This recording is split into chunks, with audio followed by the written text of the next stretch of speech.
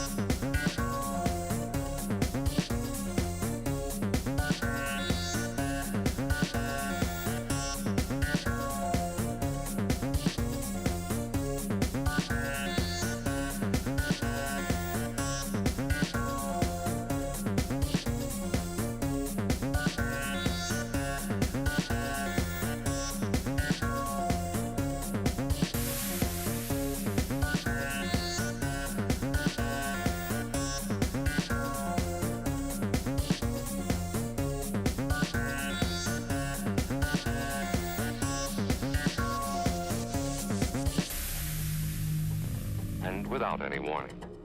You will know when it comes. Come.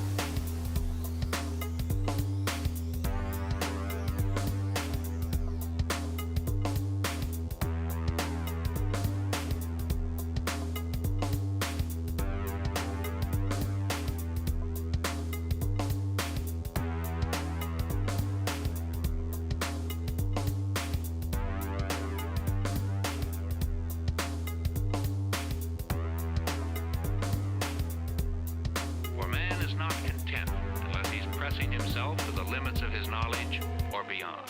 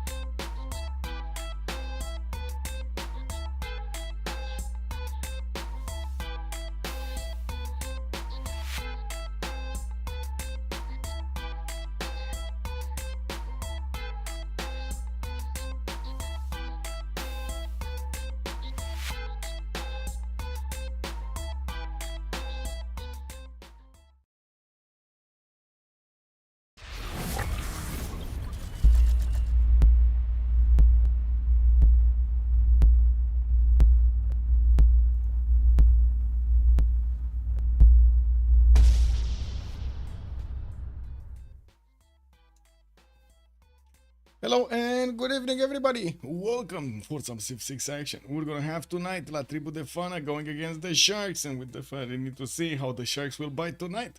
They are going through the pick and ban phase for the maps right now. They do have a little bit of a different pick and ban phase sequence as we've seen in the CWC wildcard in the last few days, actually.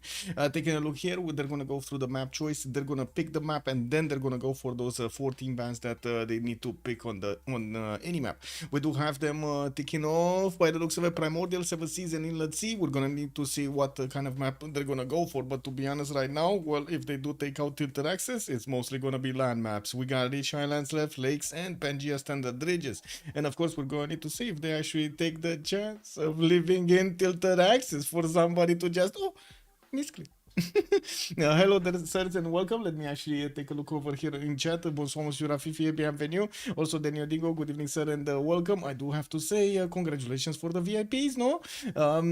Also, Fortuna Belli, good morning, sir, and welcome. Ramata Sirakuza, good evening, sir, and welcome. I did see the Beasley. Hello there, sir, and I was thinking about doing a poll for this game if it actually gets to, how to say, turn 6, but I guess we can put it up. Let's see. Will we get past turn 6? And a simple yay or nay as the answers over here. Let's put it for 3 minutes, because you know we got some time until they're gonna go for the maps. Oh, we got some time in the game also. It looks like it's gonna be Rich Islands for tonight. This is gonna be quite a long game. And we do need to see what kind of bans they're gonna do. They do need to take out 5 from each side, and I do see the Sharks are gonna be on the left side, and we do have La Tribu de Fana on the right side. Well, right now the Sharks are gonna need to make up their minds. Bordanian, good evening, sir, and welcome. Hello, sir. Also, hello there, sir, and welcome. I did also notice. Wait a second. Who did pick up the first promotion? Give me a second. Fortuna Belli. Thank you so much, sir. Much appreciated. I do also want to say hello to everybody on YouTube that's joining us. Danny, good evening, sir, and welcome. Hello and welcome from the beginning. Tomel, good evening, sir, and yes, indeed, let's get the Colosseum rumbling tonight. Papas, good evening, sir, and welcome. Ferhat, also, hello there, sir, welcome. And Johnson, good evening, sir, and welcome. Let me actually take a look what's going on. Goal, they took out goal on the Rich Islands. Kind of makes sense. Genghis Khan, on the other hand, I don't know about that, I don't know about that. I was expecting over here to see quite a few of the major seeming civilizations, not a lot of these damage dealers. Rich Islands is quite a big map, a lot of hills. Don't always get the opportunity to actually, go and stomp your opponent, especially at the medieval timing. Let's actually see if they're gonna have this opportunity today. I'm pretty sure some of them will look forward to it. We do have Zulu on the side of the Sharks being taken out, and I do see also Ethiopia has been taken out on La Tribu de Fana on the right side. Give me a second over here. Double check this. Okay, this is fine. It works. And I do need to click another button to get another thing. Kroken, good evening, sir, and welcome. Is this the same game from yesterday? No. New game. You can't see the big screen? Oh my god, you can't see the big screen. Thank you for reminding me. There we go. This is weird. Yeah, I guess I forgot about that. No, not yesterday's game. Yesterday's game actually did end up badly. There wasn't any movement left over there. Let me actually take a quick peek over here in the announcements. WC10, what do we have? So Ludicrous Man, one of the referees, did that was also in the game and making decisions over there, did respond with this. Sorry for this bit of a mess. The game was played late because of Badge's captain not responding to Blue Narval's initial contact. Blue Narval's captain only received an answer Friday from another member.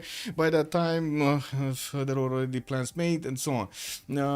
The game started fine, one team remap, and I guess you guys know the history because yesterday it was quite of a pain stream over there. Also the result, it will be Blue Narvals does get the activity win because of all of the reasons stated above. Also Ludicrous Man did apologize to Badge because he did actually make a different ruling at the beginning. You actually heard me on stream that I called out what was the decision over there. So let's see what's going to happen in the next week. There definitely will be quite a bit of movement over here on the standings. I was taking a look to see how they're faring right now. And yeah, we do have like 3-0-3-0 for a battery of full charge builders and Why So Sexy, while we're going to need to see who are the next two. Well, let's see it. 4 of them are already tied on 2-1. Let's see if there are going to be any tie breaks or something. Let's go through this. We do have After Ethiopia, Catherine de Medici and also Kublai Khan have been taken down by La Tribu de Fana. On the left side, Spain with Saladin Vizier and Cree have been taken out by the Sharks, with only one last band remaining for La Tribu de Fana before we're gonna have the Sharks actually getting to set the tone of the game. I do wanna quickly take a look also on their score tab here on the standings in the Division 1 of the CivFR Squadrons. We got Ulysse over there leading the pack with 11 wins, 1 loss. Freitos de la Vega 10 wins and 1 loss. Looks like the Sharks do have 3 losses on their side, but they managed to inch forward with 6 wins, and I do believe they're actually down with a few games over here. I see they do have like 9 games registered, but the others have like 11, 12, so they definitely need to get some more games on the board there to see where they will get to stand. Also Golden Age with 6-5. Let's actually take a look at the one that we have tonight. La Tribu de Fana is actually on the 7th place here with 4 wins and 7 losses, but they do have 11 games. This was already played. This would be their 12th. So let's see if they do manage to. I'm pretty sure both teams do want this win, definitely. Like La Tribu de Fana do want to inch forward. Maybe they do get into the top 5 there, so they can get into the CWC. And I'm pretty sure the Sharks do want to sediment their win over there, try to get to keep their third, maybe, but I don't think they can actually catch up to second. They need to keep their third. The Sharks on Coupe, looks like that would be their first choice. We do have La Tribu de Fana also with Montezuma and Varangian. Norway have been taken on the side of La Tribu de Fana. They're actually going to get to play in the game. And the Sharks do need to pick another choice here before we're going to have the last 4 bands being chosen by the teams in just a few more minutes. Let me actually scroll down through the chats here. We've finally moved on. Yes, we finally moved on from that one. I really hope it's not going to be the same today. Really hoping it's not going to be the same today. I guess we're going to need to sit together during the game. Let me actually also set the map of the game over here. It's going to be Rich Highlands. There we go. Rich Highlands. Dun, dun, dun, dun, dun, dun, dun. Oh, wait a second. They're actually picking Tokugawa after the nerf? Okay. Tokugawa over here just got nerfed, right? Like what, last week or something like this? Let me actually take a quick peek over here. BBG5, the patch notes. Let's put it up here and take a look at what has been changed really quickly. Wait, wasn't it last week? Oh yeah, Japan. Samurai is unlocked, yeah, a little bit later, but Tokugawa specifically, science culture yields on internals reduced to 0.5, increasing back to 1 when taking education or science, education on the science tree and humanism on the culture tree. Oh, that's quite a slowdown. That is a very big slowdown. I guess we're going to need to see how they're gonna actually, make it work. Yeah, we do have another 4 bands, right, to be chosen. Looks like Gran Colombia has been ticked off by La Tribu de Fana and also Rome on the left side on the Sharks. Nutria, good evening, sir, and welcome. Token if doesn't change much, at least for science education isn't that hard to take. No, but it's quite late. As in from the beginning of the game when you were used to already using like 4 or 5 trade routes before education, now you're not gonna get those points. It's quite a slowdown, including to get to education actually, right? Because it doesn't get that extra science. Oh, Macedon has been taken out. Wow, on the Rich Highlands? Okay, I mean, that definitely packs a punch. I won't be surprised they're taking out Macedon and they're not taking out Babylon or something, because I mean usually on these maps it's much more dangerous to actually have a free simmer somewhere with extreme bonuses like Babylon. Well, extreme bonuses, pretty good bonuses, and also I do believe it's actually quite important to get civilizations with the Renaissance industrial timing. So something like for example Yarwiga would actually fit quite nicely over here. Maybe, I'm just saying, maybe we're gonna see some Polish movement, maybe. Oh, they're taking out Babylon, man, they hurt me. No, they're taking out Babylon, baby, no. Yeah, not gonna be in anymore, not gonna be in. It's not happening. Let's see on La Tribu de Fana. They will need to pick up their 3rd civilization, and then the Sharks will need to pick up their full roster. The Sharks with Hungary. Hungary is indeed still there, and Caesar is also still here, as Rafif is pointing out in the chat. Yes, we do have, I guess, the master of the city-states all around. Nader Shah. Okay, Nader Shah on the side of La Tribu de Fana alongside Varangian, which will get the gold, and I would imagine he's definitely gonna have quite a religion there. And then Montezuma, I mean, you know, kind of in between, getting some gold, getting some damage done. We're gonna need to see how he's gonna get to use his powers today. He does get that extra combat strength from Mitchell actually improved in his empire, which makes such a big difference, especially if you have multiple continents. It doesn't always happen though. Like, it really doesn't always happen that we're gonna have Montezuma here on a continent split, or even like a double continent split, let alone a triple or a quadruple continent split, to actually get everything, you know, everything on that combat strength. We have here, oh, still pings, pings and pings and pings. Got it. Okay, we got Cyrus here. We got a Persia on each side.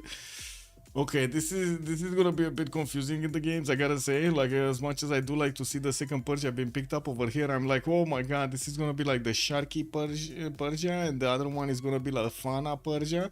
I guess that's how the Tri Persia. No, it's the Tri Persia versus Water Persia. Can we call it like that? How should we actually name these Persias? Or should we just call them Cyrus and Nader Shah? Which, let's actually see if I do remember that one.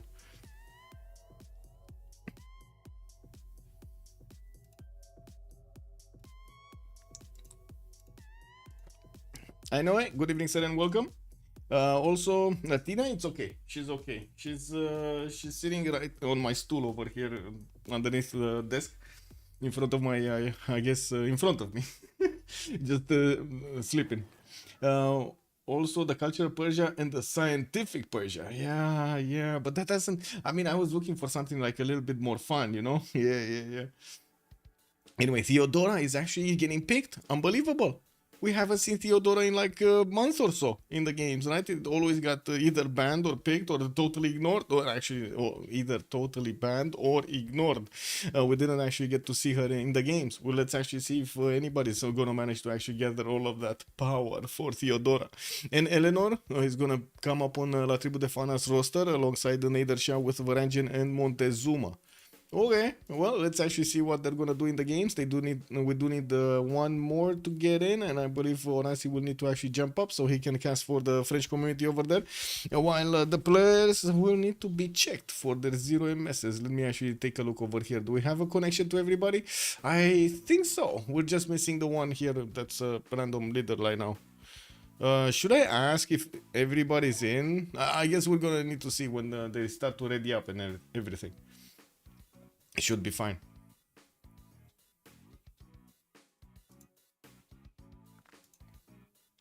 Attack Persia and defense Persia, because Cyrus combat bonus better on attack and Nader better on the defense. Wait, no. Nader Shah is good on the offense. What do you mean? You get that extra punch over there, the extra +5. Just rejoin. Should I just rejoin?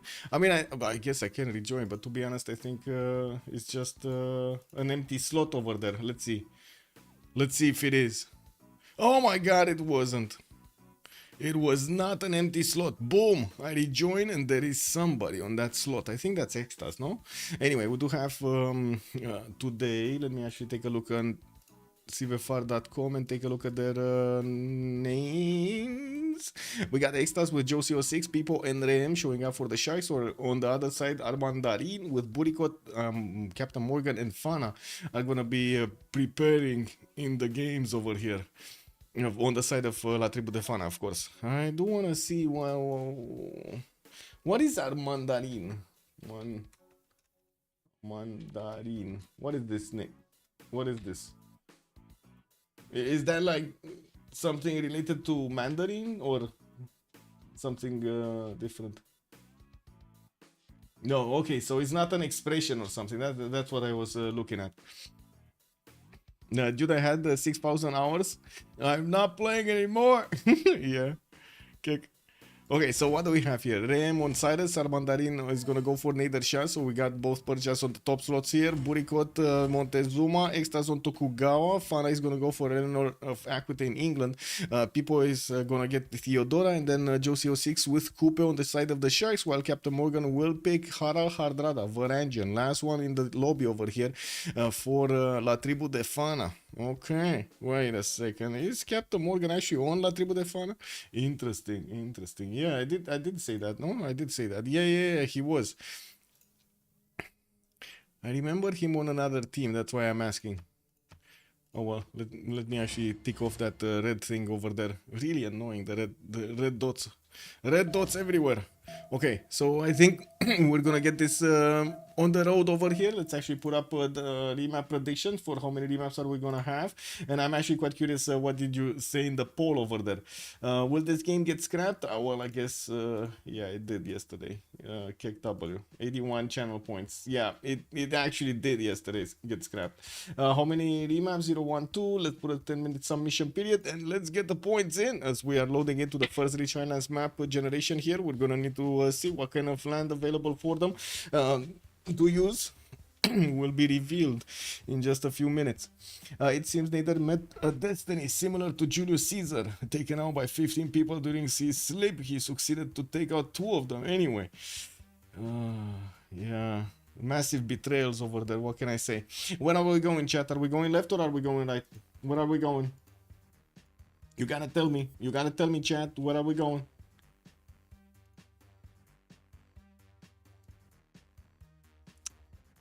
Left, we're going left. Rafifi Fortuna Belly saying left, we're going left, man. We're going left. I'm taking a left over here, okay? Hardrada. Oh my god, I imagine actually when I was driving 19 years old, 20 years old, was getting somebody to a place and the directions were like, go left. No, take a right, take a right. You know, like you move on a 4-lane street and they're like everywhere. Yeah, make a left while you're on the left, make a right while you're on the leftmost band. Perfect. Anyway, let's take a look at the left here. The Harald Hardrada, right? Where is Harald here? Where is the big boy? Okay, we do have Norway. Captain Morgan coming up with his settler next to the water there. Banana in the capital, because, you know, he likes it. He does also have a cattle settle, and to be honest, I think he's actually gonna take the risk of settling the cattle over there. I mean, there's a lot of moves. There's a lot of moves over there. Now, we're gonna need to see if he's gonna stand in place or just move a little bit. Of course, he does have a placement for his holy sites here. Doesn't seem to be a problem with that in multiple locations. And the banana, I'm pretty sure he can ask for some economic support from his teammates to get it quicker. We do have him also with a decent amount of coast. Looks like Theodora is going to be on his western side. That's not an ally. That's not an ally. They're going to need to fight over here in this probably choke point. I would imagine this is going to be a choke point between them. Anyway. On the right side, looks like southeast is going to have Aztec, and that is one of his allies. They will get to trade with each other and, of course, bring the gold in for their empire to thrive. While we're going to need to see also how many cities is he going to want to get inlands over here. It does seem like he's going to have decent amount of jobs, decent amount of fresh water, and quite a few settles with coastal resources that will give him the edge here. Well, looking at London, we do have him also with the bananas on the left side. He does have the reef fish in the water southeast to get it improved and get the extra food there. Now, while we do have him with some rivers, giving him some very nice and juicy freshwater cities here. Take a look at this one over here. We got this one over here on the right side. Very nice, very juicy. Not a lot of bananas though in the second series, to be honest. I mean, he does have some rice tiles over there. I'm not saying it's bad, you know. You can work, you can cook, you know, you can cook rices. It's pretty good. Let's actually see if he's gonna get the massive banana. Also, I use a MapQuest. Why would you use MapQuest? Closing guten Abend, my Herr, und willkommen. Oh, okay, let's take a look at the next one. What is Montezuma doing here? Does he have a continent split? That's the major part. Ooh, wait a second. Triple continent split on this bad boy. We got Tenochtitlan there with a scout coming up in 3, and by the looks of it, he's gonna go into in the Gulf of Tehuantepec to actually settle a few more cities. None of them actually will get fresh water except, well, none of the B2 and the B3 will get fresh water. So I'm pretty sure he's gonna try to search for locations here in the north to get some fresh water from. Possibly that that maze tile over there to the north. 1, 2, 3, 4. To settle it pretty good. While we do have him with the rivers also on the western side to connect his economy with Nidaros. Does he have a target? This is a very important question. Does Aztec have a target? And the answer? No, not really. I mean, look how far away and between mountains is Tokyo. Oh my god, we're actually gonna need to see Tenochtitlan and get cities over here somewhere so he can actually hit Tokyo. That's pretty far away. I would say this is pretty far away. Let's take a look at Nader Shah. It also looks like they're kind of clumped up except Eleanor, which is not really cool. Oh my god, wait a second. Eleanor's banana is starting to be on fire. Is in danger of getting on fire. Oh my god, man. I would have put up a poll. Let me actually see. Let's see. Is Eleanor's banana about to catch fire? Yes or no? Strong defense. Yeah, let's see what chat has to say over here. We got oh my god, it actually caught fire. What am I asking? What am I asking, man? What am I asking? It already caught fire. But that's not his banana, okay? That's not his banana. The next banana is here. We're going to need to come back next turn to see if the banana is on fire or not, okay? In the meantime, just vote over there if it's gonna take well, lit itself. Let's take a look at the next one, right? We did take a look at Mashhad, not really. So freshwater in the north, only one single city. In the south, another one single city. I do have to mention he does have his Peridesa, so he's gonna get some housing from that. And from what I do notice, a lot of mountains. It's basically a circle. He doesn't really have city states either to actually take out, and by the looks of it, the coastal settlers are gonna be limited over here. But at least he's gonna get to trade with Nidaros, which is gonna be pretty cool. And talking about Nidaros here, he did not want to settle the Mu. He did not want to settle the Mu. I am very disappointed. Wait, they have a technical? On whom? Oh my god, it caught fire, guys. It caught fire and took out the... Oh my god, man. The banana caught fire and it took out the pop from London, and they're just gonna remap this. Yeah. I mean, you know, it's the infamous banana burn. You know, technical by banana, yes. Oh my god!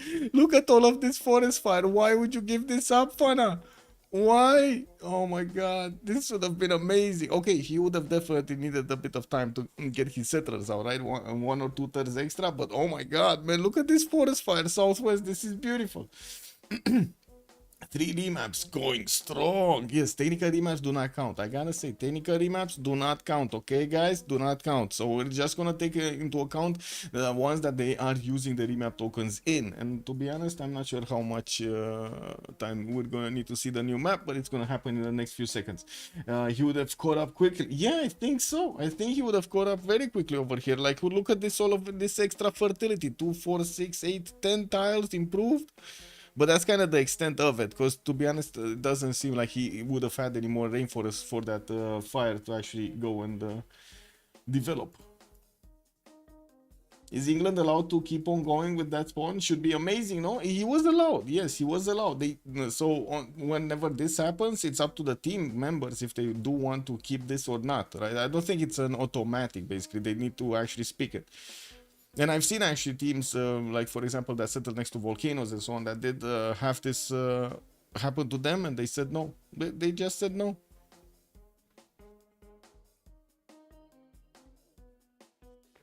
Probably yes, but it's irrel because settlers are delayed. Well, I don't know if it's irrel, but yeah. I mean, honestly, I would have loved to see it being played out. You know, that's the thing. I would have loved to see it played out. Maybe the team wasn't that happy with the map overall and used it for a free remap. Yes, I agree. And I think it was mostly more because Eleanor was all alone over there, basically in between all of the wolves. Oh, yeah. I mean, you know, it is what it is. The teammates, other teammates were actually very clumped up. Anyway, where are we going? Are we going left or are we going right? Also, Hunde Priester, hello there, sir, and welcome. He's also Eleanor in between all 4 players. Good evening, sir, and welcome. And yes, that is correct. If your banana is on fire, you should see a doctor. I mean, I don't know. I don't know if the doctor can fix every banana on fire, Bordanian. I don't know about that one. Maybe something else. Yeah, right. We go right, okay. Right. Everybody's saying right, except for Tunapelli. What's the rule for scrapping the game? Loss of population before 1010? Not really, but yeah. Not scrapping, sorry, not scrapping, remapping the game. And why did we have this rejoin? What happened to Captain Morgan? Oh my god, is it gonna happen like yesterday, bro? Oh my god, are you ready, guys? So this time around you want me to take a look at Graham. Okay, got it. He's rejoining, I have no idea why. But anyway, we do have Cyrus here with 2 geothermals in the capital for the +4 and +5 campus that he's gonna have here. I do also see quite a few marble tiles that he's also gonna get around his territory. Not bad fresh water. I do see he's gonna have these 1-tile lakes over here, south and east side, another 2 cities over there quite easily, not to mention the southwestern coast. He could take on Brussels also as his own city and keep on expanding. He also benefits from that peridesa just like Nader Shah, so I don't think non-freshwater cities are going to be that big of an issue. Yes, a bit of a slowdown, but still can be played around. Well, let's actually take a look next year on Extas. That Tokugawa pick over here that we were wondering how it's going to go. Well, we do have him with his own scout coming up in 3. He will definitely get to settle the northeastern. I'm actually curious where exactly. And I do see another city slot over here, so I'm actually curious if he's going to try to min-max this and get as many as possible with the freshwater or something else. I'm also not that impressed by the land he has on the western side. I would imagine he's gonna want to go and keep on going and settling to the north over here and get closer to this lake, to these lakes, to get the fresh water and also benefit from the resources and tiles around them. We're also gonna have him relatively close to London, and that's gonna be one of his opponents here. You do see London is gonna be like okay, it's kind of a screen on the diagonal away from him. Okay, well, on the right side, Montezuma, opponent. Okay, that's a lot flat. That's a lot of flat land. That's a lot of flat land over here in between them. And Gazargam was a city over here, also for Tenochtitlan to go and farm with his Eagle Warriors. We're gonna get to Burikot soon. Let's take a look at people. What do we have on Theodora? Constantinople, this time around. Ooh, he got the diamonds. We got a 2-2 base on 2-2-2 over here tile for him to work from the beginning, a 3-1 wine tile, and I do see also he's gonna have the fresh water from these lakes. This one is not gonna get to be settled unless he's gonna aqueduct it later. And we do have him to the northwest with the majority of the cities, and I do see some in the south. Western side, access to coffee tiles here to get the extra culture. North also settle on a coffee, cause why not, and get the extra food from the sugar, while he's gonna need to move quite a bit for the next freshwater cities on the right side. I'm pretty sure it's gonna be worth it to actually keep on expanding. Nazca next to him, he's gonna get some extra faith and quite easy from the beginning. Cinguetti, what am I talking? Nazca, look at Cinguetti over here to the northwest of Constantinople's capital. Well, let's take a look at also Coupe here. Where is Coupe and what is he doing? Tehonyanga, Nuya Coupe, getting a scout out in 2. Looks like he's gonna also have the ability to go against London. Yeah, I mean, we might see tours in the water just swimming over there, you know, rowing the boats until they're gonna get to the English shores and just pick up you from the water over there to tell them, hello, I'm here, crashing the party. Also, that's what I meant. My English isn't that well. No problem. Also, it's better to actually, you know, get it discovered over there. If not, getting a scout out in 2, settled southwest. Looks like freshwater is activated there. Oh my god, he has 3 spices. 3 spices, okay. I would call this Spice Central right now, no? This is Spice Central. We cannot call it otherwise.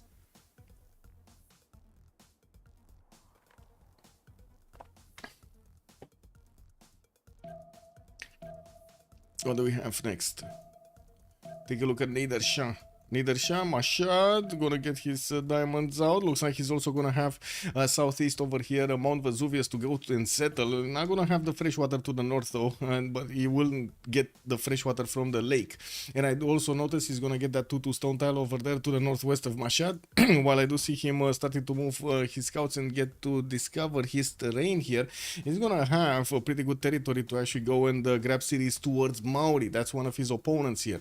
He's also gonna have the ability to trade maybe later on with London. If yeah, I don't know if they're gonna get to trade over here. This is gonna be kind of a weird matchup to go and trade. Oh yeah, probably here if we're gonna have London actually getting cities in the water, but that's gonna expose him to Maori, so I don't think that's gonna be that easy for them to pull off. Anyway, Armandarin here getting a second scout out, and I do also notice he's gonna have a decent amount of fresh water. I don't think this is gonna be a problem for him to get to settle cities.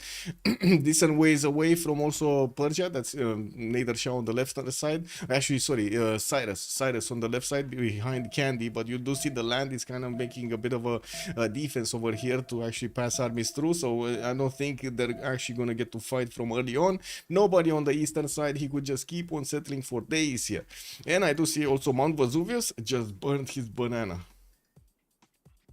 What is it with this tonight's game? It's all about burnt bananas. Like, this is... man, this is the crime against bananas. Anyway, we got Montezuma here. Let's take a look. Tenochtitlan. Let's see his continent split. One continent. Oh, no. Ooh, Habub. What did you do to Uluru, Habub? Habub just went into Uluru. And I think he spread a lot of fertility. We do have him with Tenochtitlan able to actually settle the southeast. Does he know about it? Oh my god, this is beautiful. Look at the 3-3-2-2 tile.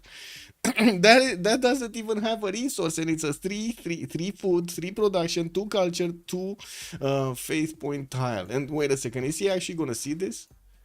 Oh my god. Is he gonna see this, guys? What is that oil settle so good? Yeah, I mean, what can I say, man? Is he gonna see this? Because I would imagine that scout in Tenochtitlan is gonna go northeast. Okay, wanna bet that scout is gonna go northeast, and this scout is actually gonna go. Yeah, he's going west, guys. He's going. Oh my god, he's not gonna see this. He's not gonna see it. Can they see a peel? I mean, what is the peel? I mean. He's going south. He's actually going south. Okay, he's gonna see it. If he's going south, he's gonna see it. Okay, it's fine. Oh, I didn't see this one. So he already had an Eagle Warrior going into that direction. Got it. So it's either going east or going south. Anyway, we do need to take a look at the next one. Eleanor. Where is Eleanor? Eleanor is here, London. He has his own banana, more bananas in other cities. Freshwater settle on the right side does also have his own bananas. We do have him in the North Sea with a few settlers to go for. Only 1, maybe 2 will get the freshwater, and that's about it. Some 1 tile lakes for him to settle, and I do see the river on the western side is also gonna give him the freshwater for the cities that he can settle on this Tikapa Moana. Tikapa Moana? I hope I'm actually pronouncing it properly. Anyway. Let's take a look. He saw it. Okay, we're good, guys. We're good. We actually saw this. And can I actually wait? Can I finish the poll? I guess we did go 19 turns right now, guys. This is the record. 19 turns. This is 3 times bigger than what we've seen yesterday being played out. More than 3, almost 4 times, guys. Almost 4 times bigger. Whew. Definitely, Maori can kill Granada with 2 galleys. Very strong boost. Yes. Let's see if he's actually gonna get there quickly. Let's also take a look at Harald Varangian here. What do we have? Needles placing down his holy site, only a +3, and I do see he's gonna get his turtles improved pretty soon. Doesn't have freshwater north. I guess he does have to the western side here if he goes for the lake settle, and I would imagine he's gonna really want those bananas to the north. Oh my god. Okay, I guess we'll see. Now I do see also he's gonna have a few more cities to the east and south. Quite a bit of water here for him to actually get to place down his holy site plus harbor placements. And this is the remap vote. Soon we're gonna need to see the remap vote.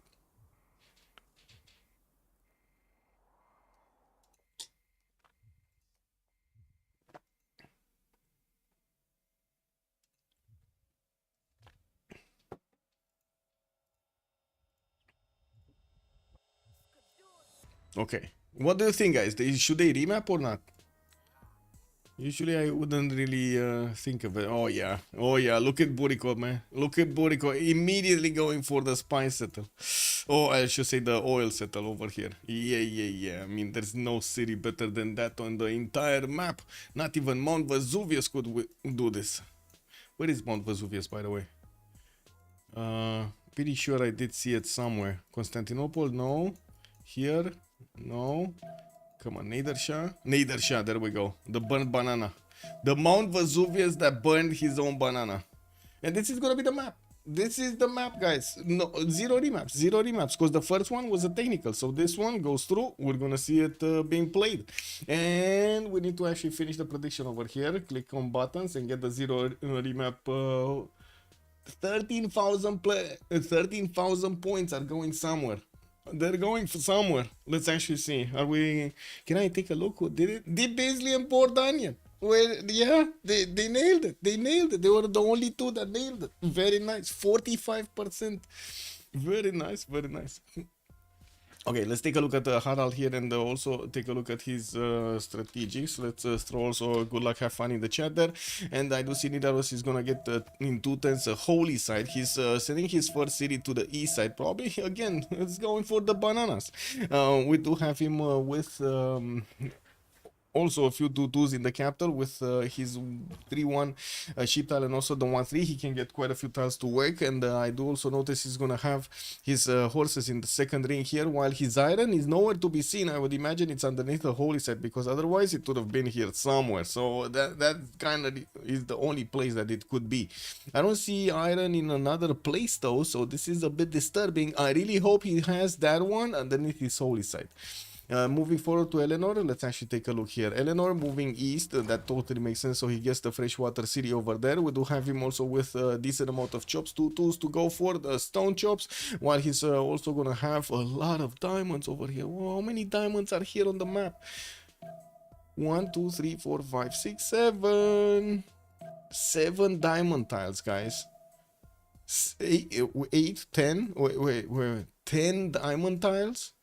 Oh my god, but this is terrible to actually go and settle. Like, let's be real about this. Don't get me wrong. I wouldn't really say, hey, you know, go and settle non-freshwater city for like 7 diamond tiles. It's gonna be amazing. It's gonna be quite a challenge to get all of that food for the 7th population, not to mention the housing, because no freshwater extra housing bonus. London is gonna have his iron to the south. I do see also in the second ring he's gonna have his horses here. Gonna have a few more horse tiles to the north on the west of the North Sea that I can notice, and I do see another horse tile here. But again, kind of a lack of iron. That's the only iron tile that he has, the one in London. That's it.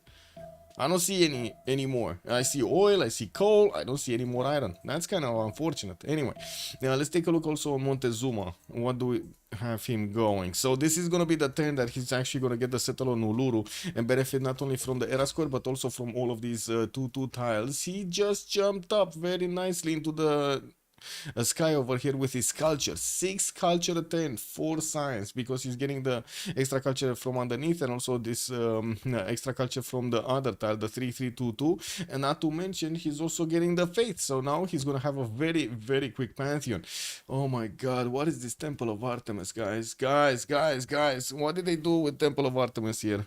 1, 2, 3, 4, 5, 6, 7. Can he get there? I guess that's an 8. Right, that's an 8, 10. This is too far away. This is not too far away. So 10 amenities Temple of Artemis if he gets it to the south of Tenochtitlan here. That sounds really good, no? Instant tile buy? Yeah, I mean, you know. What do you do? Spice tile? Or Uluru, big tile. Sprinkled by Habub himself. I mean, you kind of need to respect Habub on this one, right? He did amazing here. He did amazing. So much fertility everywhere. We do have him, of course, with also the possibility to get pyramids, which is going to be amazing because of these desert tiles. Tenochtitlan did manage to get a pantheon. It's going to be religious settlements as his third city out, and let's actually see where he's going to go for. I would imagine either north or the west side here. I don't think he's going to go as far as to the east side on this one tile lake. I would have him with iron in the second ring, horses second ring, and he's going for the fourth city really quickly. I do have to point out he does have Byzantium to the northwest. That's going to be one of his opponents, and to the western side he's going to also have Tokugawa over here, another one of his opponents. So he needs to be really careful how he's actually going to plan everything, and probably will want to scout his opponents before he's making big decisions in the game.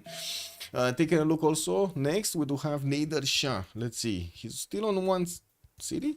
Oh my god, he went so far away for this settle. Oh my god, look at him go. He's actually, okay, he's gonna go banana, he's gonna go diamonds. Sounds very dangerous to me, you know, not a good combination. Banana with diamonds, you know, diamonds kind of cut. Yeah, not good, not good.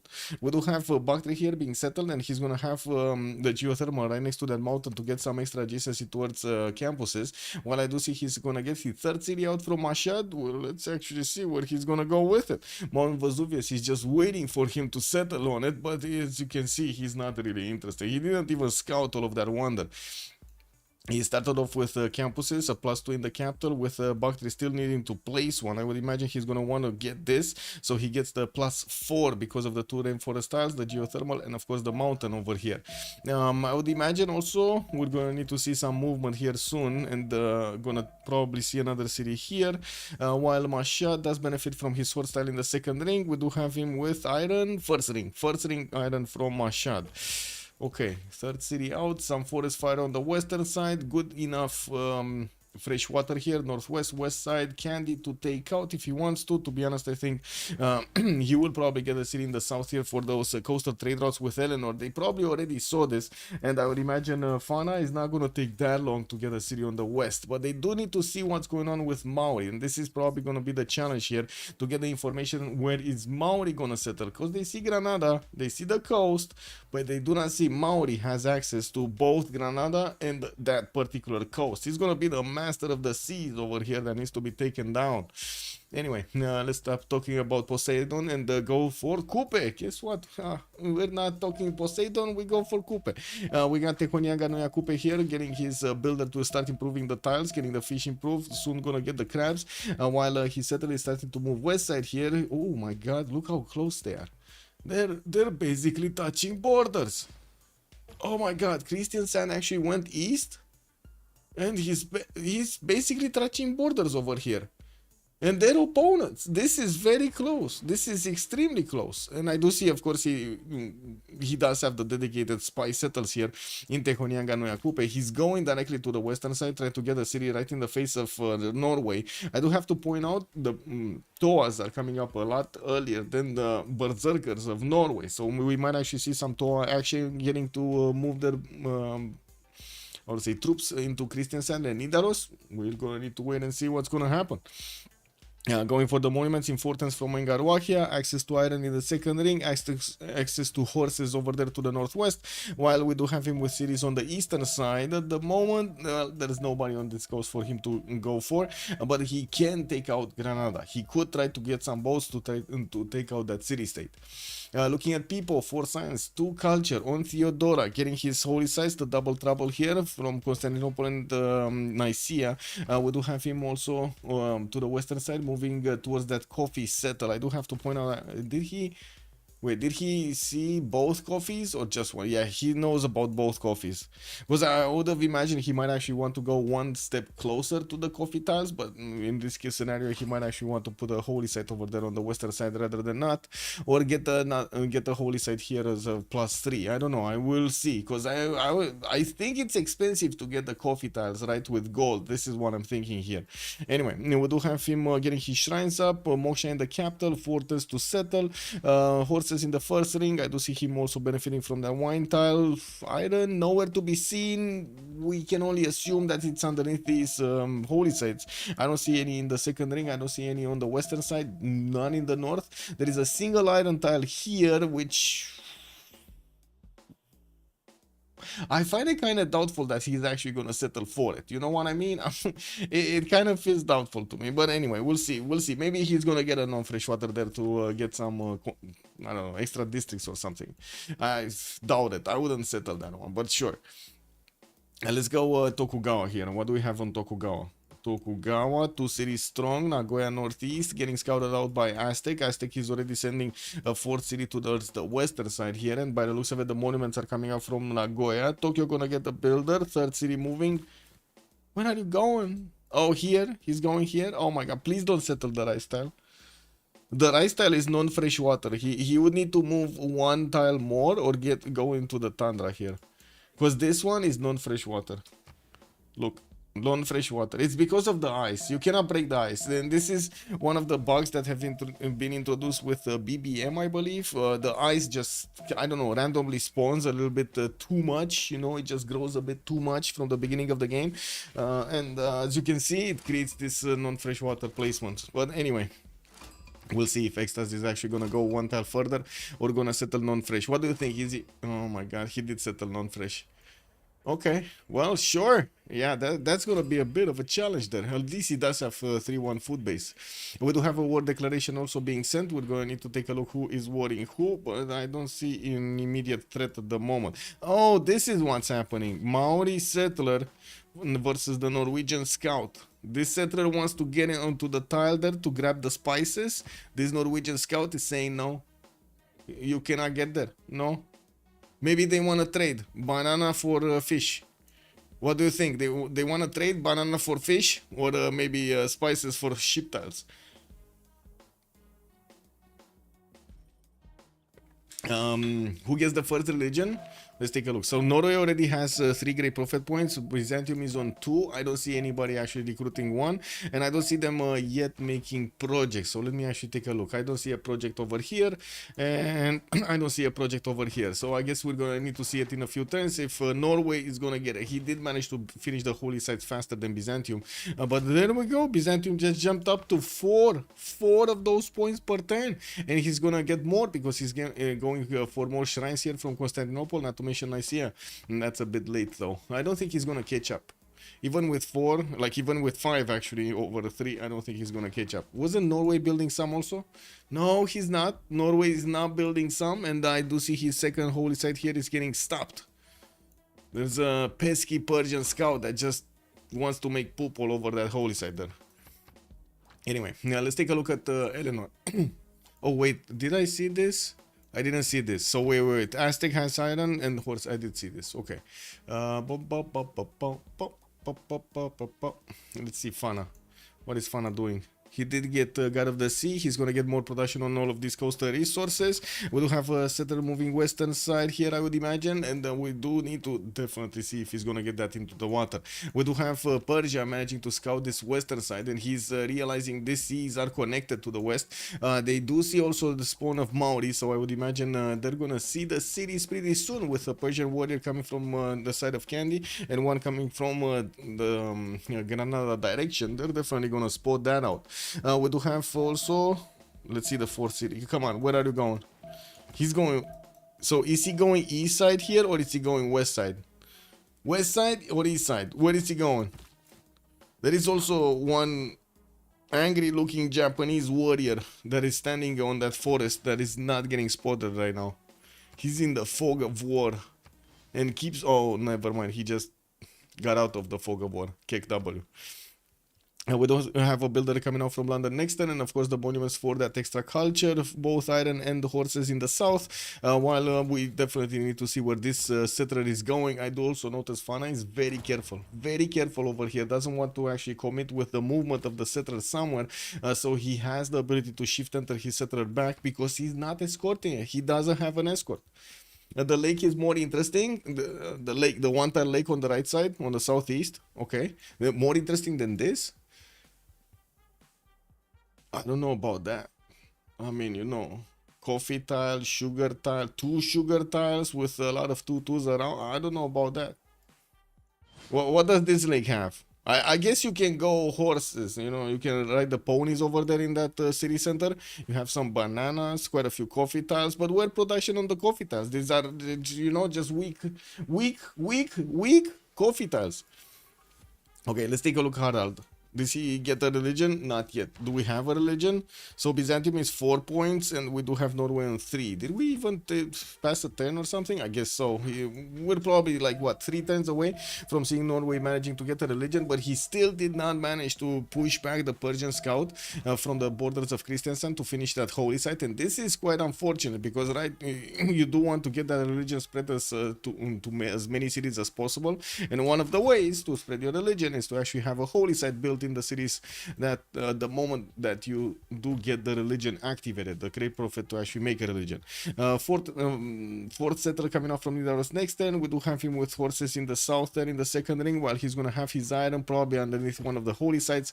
We do have him getting to try to block the city of Opango from getting a holy site. Oh my god, we got holy moly.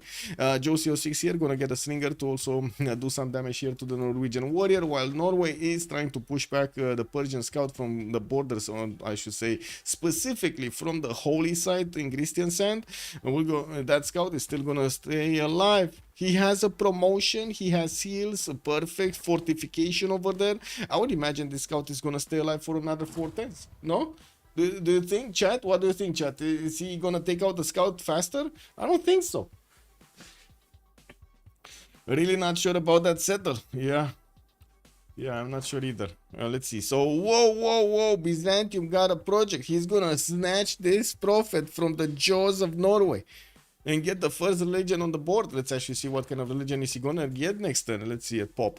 We got Constantinople here with 3 cities already. Initiation rights as a pantheon, and he's getting more of these shrines built in the city of Nicaea and Nicomedia, getting of course the holy site there. And Nicomedia did actually get to settle on that 2-2 base where the destination of the settler was, grabbing 1 coffee tile and trying to put that. Guess what? The holy site over there next to the mountains, and of course the forest for a +3 to get the splendid bonus. I'm pretty sure he did not manage to get it in the capital, and immediately, oh my god, he didn't even wait a second.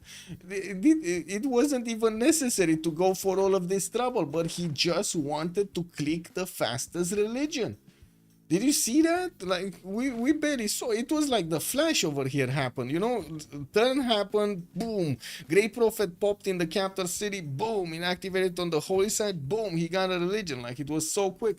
Let's see. Judaism, choral music with stewardship. Okay, so he's gonna get initiationized for some extra value in faith from his production in non-civilian units, while he's also gonna get shrines and temples to provide him the culture, and then the campuses for some extra science, the gold for some extra commercials. That's like a match made in heaven here. People is gonna get more builders, and of course keep improving his faith per turn, because he's gonna need a monumentality, a strong one. Right now he's on 8 science with 12 culture and only 13 points of faith. That doesn't sound that much.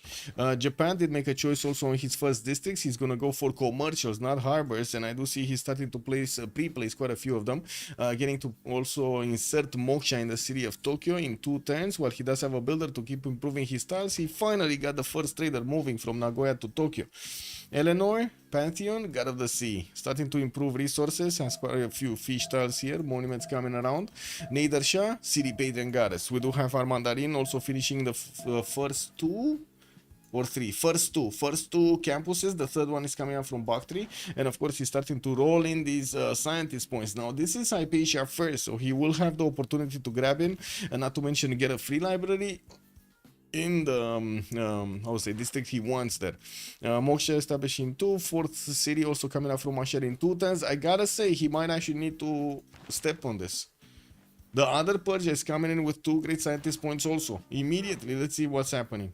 What's happening here? We got another campus. So look at this beauty over here. Pasagade +5 campus, Hagmatana +3 campus, Tushpa +5 campus. Oh, and he's getting all of these marble tiles for the extra culture. Oh my god, this looks amazing. 15 science and 9 culture already for Cyrus here, with 29 points of production. Okay, then he would need more on the production side, guys. I agree.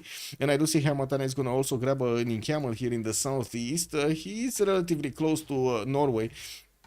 and could try to actually pull off an attack against Norway. Looking at where he's sending his fourth city over here, it is going to be in the direction of Norway. We do have Norway that's going to also be quite occupied here with Maori, even though I do have to say Maori would have done a lot better if he actually want, or I should say I would have expected Maori to actually handle these seas on the eastern side. At the moment, doesn't look like Eleanor is going to pick up the challenge, which might actually throw Norway under the bus. If Eleanor and or Nader Shah are not gonna get onto these seas to try to take away the action from the western side, from Norway, we might see Norway here just totally overwhelmed from the north and from the east.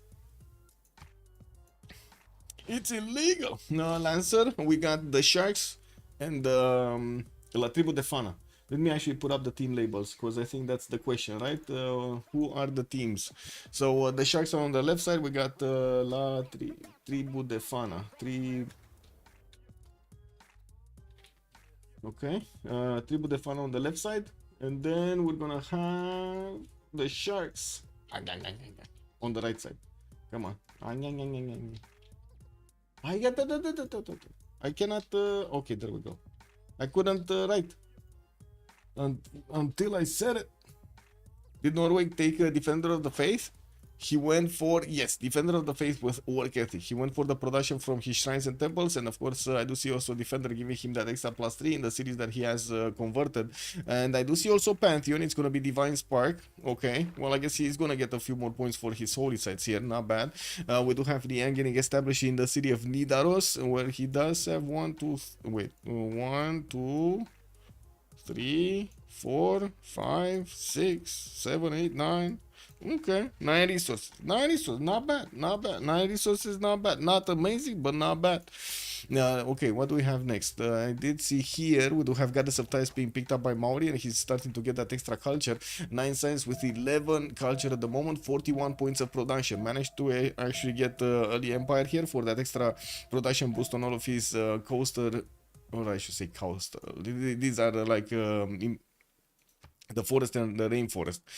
We do have him, of course, getting now the spices to be 3-1 tiles, not to mention a 3-3-1. He also did put a fourth city right in the face of Persia Scout over there towards Granada, where he could try to get some boats, and I do see the first one coming up from his capital to try to take out that city center. It will expose him to a possible attack from Persia, but I think it's worth it. No, I think he's worth it. He might actually get to keep that city for a long time, and getting an extra city from the beginning of the game is very strong. We do have him actually giving up on the idea. He's gonna go for lighthouses, okay? So scratch that. Whatever I said in the last 3 minutes, scratch that. He's gonna switch from building boats to getting a lighthouse, trying to get some extra trade routes there. Not bad. Okay, but still good. Now we do have Government Plaza from also Constantinople being placed in between these holy sites to get some extra adjacency there. We do have also the volcano next to Nicaea starting to explode, while he's gonna get the monuments going for that extra culture. We do have also Nader Shah here starting to get some impressive science numbers, not to mention Ray M, 23 science and 12 culture, and that is before Moksha gets in. No, this is after Moksha gets in. Oh my god, he's also gonna put the Government Plaza next to these campuses. They're gonna become bigger, stronger. Oh my, that's already a +5, guys. That's already a +5. Oh well, I guess we're gonna see some very good stats in this game. How is Persia on 21 science after encampment rush? This one. This is why. Yeah, very nice campuses. Extremely nice. And he's gonna get some more. Not to mention the culture coming out from the marble tiles is quite useful right now. And I don't think he actually has Moksha population point for culture. I don't think so. I think he only has Moksha, basically. But anyway, fourth city in the south, I do see he's pushing back the Norwegian scouts, and I do also notice Norway did manage to push back the Persian scout from the holy site of Christiansand, starting to, first of all, finish the holy site and get the shrines out, starting to also connect his cities. Now, while we're going to need to see if we're going to have any kind of movement on the coast here. I kind of doubt Rem is going to go for the coast, but, you know, it might happen, so we got to take it into account. Montezuma, fourth city strong. Liang first. Oh my god. But where is Temple of Artemis? Where is the great Temple of Artemis here? Oh well, he does have a builder that could actually try to improve that deer tile. That's a 2-4 tile because of the Governor Liang better production. Very good. No, better food, sorry, better food. Religious settlement says the Pantheon got each Tapaloca to the south, and we do have markets coming out from his commercials. He's starting to roll in the points here for the merchants. The first one is Marcus Licinius Crassus, not really one important one, but still pretty good to give him the 90 gold. Hypatia also coming up first here. We do have the 2 Persias, both on 3 scientist points a turn. They're not making projects, and I guess this is going to be a question. Oh, yeah, they're making projects. Campus research projects from Gordian coming out next, and I think he's gonna get it. Let's see. It should be like 13 points here. That didn't actually put him on to win it. Let's see. Let's see how many points is he gonna get. Because he has another one of the projects coming out next turn. Okay, he got 18 points. And never mind. He chopped it and he got Hypatia. He chopped another one. Another project. Beautiful. I guess, you know, it is what it is. Yeah, we do have Perides also being settled for that extra culture, and I do see Armandarin is only with 8 culture a turn. He did get Moksha, didn't get the second promotion over there, and as you can see, it's kind of lacking in population. For city moving southeast, we do have Maori Scout here that is trying to take a look what's going on, and he's placing down a few more of these Peridesas to try to grab a few more culture points, not to mention add more gold to his empire's coffers per turn. Eleanor, Royal Navy Dockyards, okay. Coupe, 3 turns for audience chamber. Okay, this is interesting. I was actually thinking here he's gonna go for Waller's Throne, but yeah, audience chamber could definitely work. Nidaros for City Strong, Monuments, getting his shrines in, getting more holy sites from Tromso. While in the north we did see this. Magnus also establishing over there. Theodora, Fort City coming out from Constantinople. I would expect the 5th settler to get into the production pretty quickly. And he did start to improve his resources here, especially his amenities. The diamonds, not the ones that require irrigation. Not yet. He's definitely going to get that for the wine settles. Now, we do have him also still needing to improve his horse tab. On the horse tab, actually, on the strategic resources, we only have Montezuma gathering some horses in the empires. Nothing else on the side of La Tribu de Fana, while on the other side, yeah, we got some. We got him making some. We got the extras over here with 1. How did he get only 1? And he's still sitting on 1. How did he? How did a horse get into the side of Japan here? 1 horse, not 2. 1 horse. Does anybody have an explanation how 1 horse is still in Tokugawa's borders here? Was it just traded? 1 horse? They traded for 1 horse? Everyone golden? Let's see. Yeah, everybody did manage to get a golden. There's no problem on that one. We do have to give them a few minutes here for the golden age bonuses to take hold. What do we have? Volin with Granada, Kabul, Ngazargamu and Akyada are going to provide the military bonuses. Ayutthaya will get some culture bonuses. Geneva Science. I do see Cinguetti, La Venta, Candy and Nazca will be providing the religious bonuses in the games. While that's about it. Brussels is going to be in industry, and that's about it. Huh. There isn't that much diversity, right? We got a lot of face city-states and a lot of military city-states. Not that much culture, not that much science. I guess it does make them more valuable. Geneva is over here, and we do have Ayutthaya over here. Ooh, Ayutthaya actually right next to England. That's pretty good. That's pretty good. Okay, so let's take it. Harald Varangian gonna get his monumentality, and I do see his 9 science and 9 culture. Very low right now. Also 22 points of faith with 33 points of production. We do have him getting some more builders out, and I gotta say that 22 faith doesn't seem that big. Christian San getting an encampment down, and of course there is a scout trying to actually see what's going over there in Opango. We're gonna need to wait and see if they're actually gonna get some units out quickly. I don't think so. He did just add a lot of like another 6 points of production here. I do see him jumping up to 39, while he did get a bit, just a tiny bit of extra faith.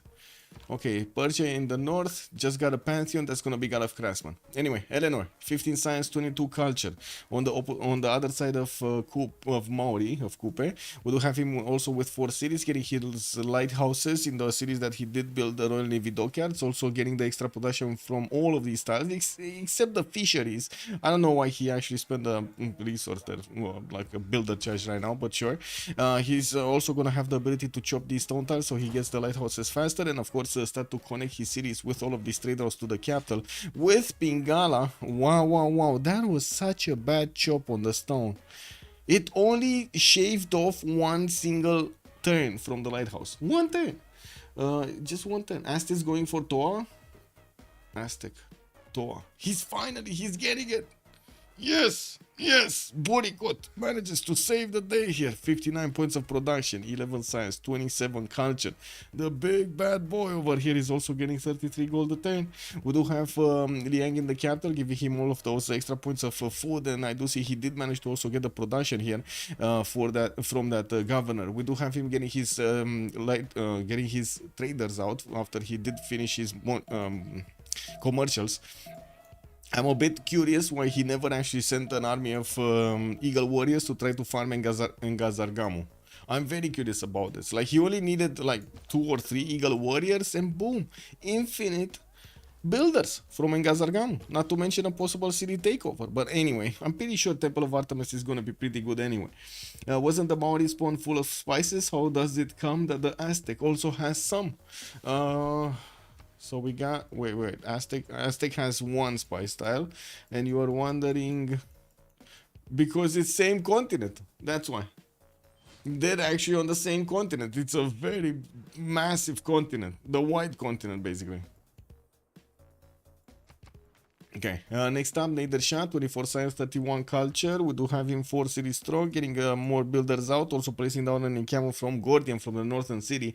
He will have the opportunity to fight Maori in the south here, and I'm pretty sure he's gonna try to trade some punches with Josie. We do have him govern Moksha in the capital, 1 single trader. I don't see the second one. Tarsus got placed non-fresh water. What happened to this city?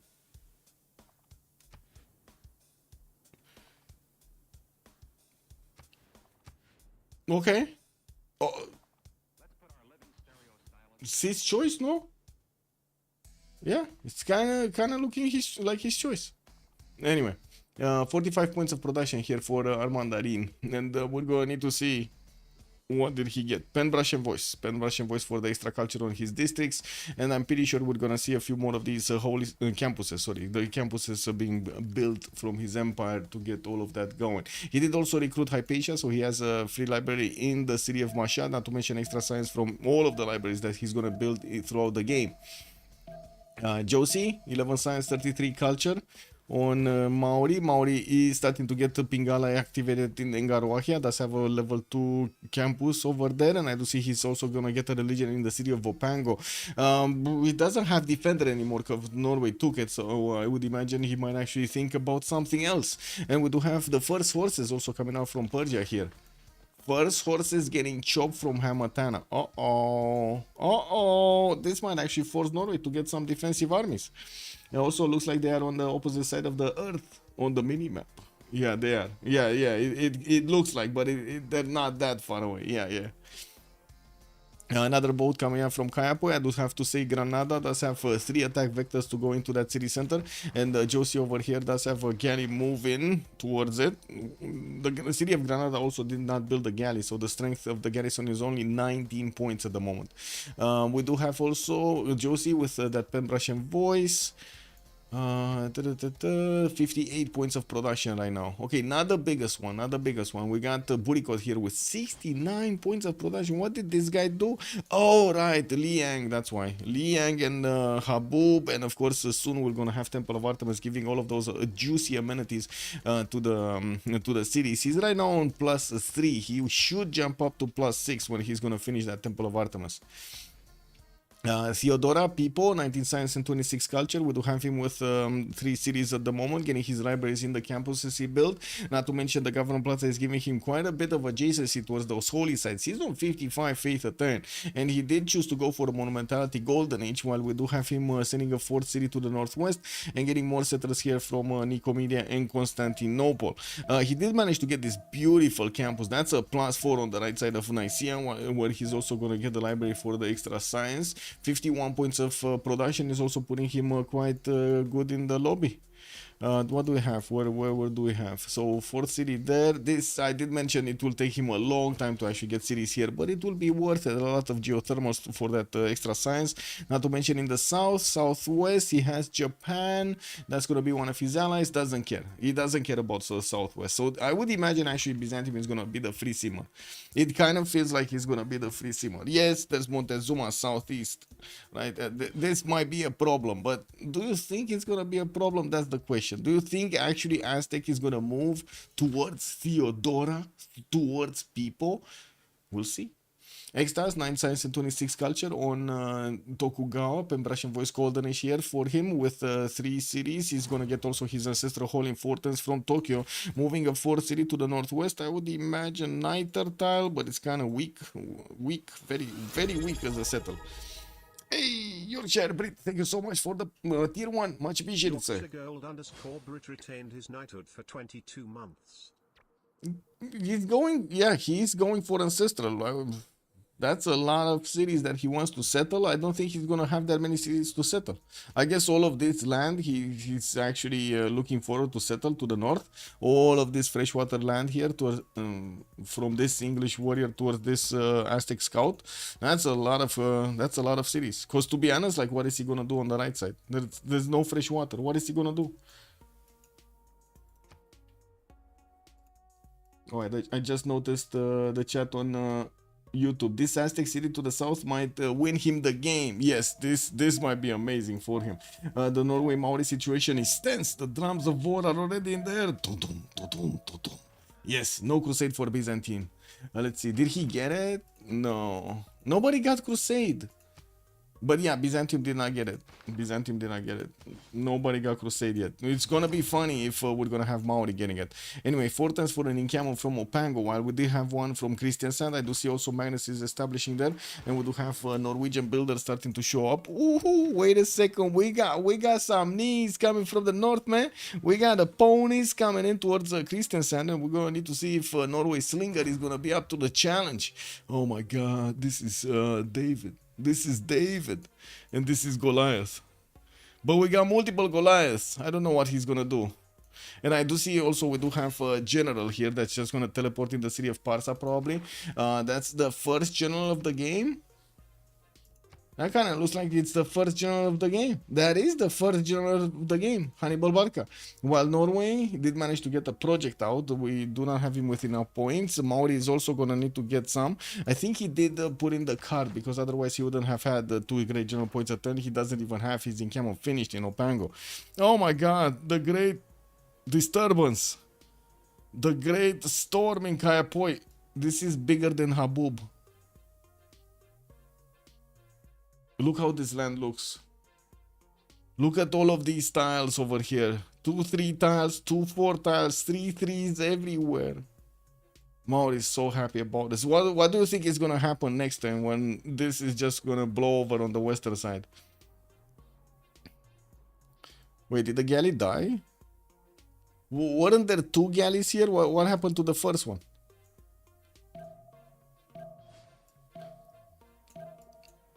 Something happened to the first one, I don't know. Anyway, Ray M, 48 science, 47 culture. What did this guy do? Okay, and at the same time gaining horses to the south. He did also push that general in the city of Parsa. We do have him with the 5th and the 6th and soon the 7th city coming out from Tushpa. While he did manage to recruit Sang Heng, we do need to take a look at this. Oh my God, look at this land, guys. Look, just beautiful, just beautiful. You'd want to hug those trees, no? Who doesn't like this land? This is amazing. Kai apoi fastest city in the world. Yes. Also, we do have Victor establishing that he knows he's going to need to defend himself against the Persia from the north. And with the Persian horses also coming towards Christiansand here, this needs to be talked about. How is he going to try to actually get in? Because you do, let's actually take a look at the vision. Does he have vision? Okay, so he kind of has vision. Also, Norway did manage to recruit Burica. That's a general for himself. That's pretty good. While the moment I'm pretty sure Maori cannot make projects. This is the problem for Maori. If Norway, for example, gets another project in, he's gonna deny the general of Maori. Okay, we got a religion also from Maori. That's going to be Jesuit education with missionary zeal, getting his encampment in 3 times from Opango, and also getting a missionary, okay, campus in Tehoniaga no Yakupe and Garwahia. What is he going to try to do here? Just convert his opponent next to him? Anyway, we'll see. This would be funny if he is actually trying to convert Christiansand and actually take away the religion of Norway. Because the religion of Norway is only in Nidaros. That's it. That's it. There's no other city converted here, not even Tromso that got settled quite a bit of time ago. What is this? So he has one over there, one over here, one over here. And I do see Persia's horse just arrived next to that slinger of Norway. Right now, David, I think he's kind of trembling, no? His knees are buckling. Did the horse just ignore David? Oh my god, this guy is so lucky, man. He got ignored. He went for the holy site. He was like, oh, what's this? We got also Warlord Stone coming up in 4 turns here from Nidaros to give him some extra production and, of course, less gold maintenance for his units. Norway is looking like he's in big trouble. Trying to get some archers out, especially from Christiansand, to try to take out that horse from his holy site. While we do have more Persian horses coming up from the north, it doesn't look like it's a full-blown invasion, right? With only 3 horses, I would actually call this more like a hit squad than actually an invasion. 2 turns for encampment in Opango, missionaries starting to spread the religion. I do see traders coming up from Engarawahia. Big surprise that he's not actually converting first the city of Tehoniaga no Yakupe, so he can actually get Moksha to help him spread this religion further. While I do see a campus coming up here in the capital, that's going to be a +3 to the northeast, and I do have to say he's starting to get his spices improved to get that extra gold for. Granada also started to get hit by the galley of Maori here. There's a second one on the way, and I do see the city-state is already kind of buckling in its health. With England also getting his theater squares out, we do have Ancestral Hall finishing up next turn from London, and we're gonna need to actually see how many projects is he gonna get, or points, just passive points for his writer. Urek, good evening, sir, and welcome. Maori would need to chip in the war against Norway, and it would be go for Norway. Yes, you are nothing to me. Hunde Priester is saying the horses said nothing. Yeah, man. Yeah, that horse was really disrespected that slinger, man. He really disrespected the slinger. I don't think Captain Morgan realizes how much disrespect that slinger of his did take from the horse, man. Also, Eco Supreme, hello there, sir. Yes, this kind of feels like a totally different environment, right? We actually get to see a game and not talk about other stuff. This is amazing. Also, good evening, sir. Welcome. Anyway, we do have to take a look here at how Josie is going to manage to get that general. He still needs one more turn for the encampment, and I'm pretty sure he's going to need at least one project. He's right now 16 out of 30 points, and I do want to take a look also on Byzantium. Did he get a general? He did get Trungtrak. Campus coming out from Trebizond, multiple temples, also non-freshwater city being sent southeast somewhere. He's actually going in the face of Aztec. This is very interesting. With Coleus also being picked up, that means Aztec did get Marcus Licinius Crassus also. And Ifadlan, he got a third one. He did manage to actually get the one for an extra trade route capacity, the one that grants you the extra faith for those trade routes. Temple of Artemis finished, getting Entertainment Complex from Teayo, and I do have to say he did jump up to +6, but only in the capital, not the other cities. We definitely need to see a few more improvements over here for those amenities. And still, he's not going to bother in Gazargamo. No free builders. Iceland Doka, hello there on YouTube and welcome. Please rate this disrespect on a scale of 1 to 10. Slingers, yeah. I mean, slinger disrespect. Okay. Let's see. Rate. Well, let's put a poll. Let's put a poll. How much do you disrespect slingers? 1. I can only put it 1 to 5 actually. I cannot do 10, unfortunately. 1 major.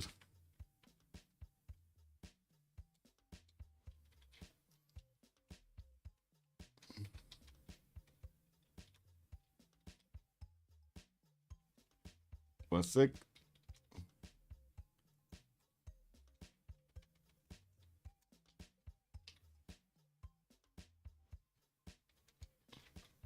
Okay, let's see. Let's see.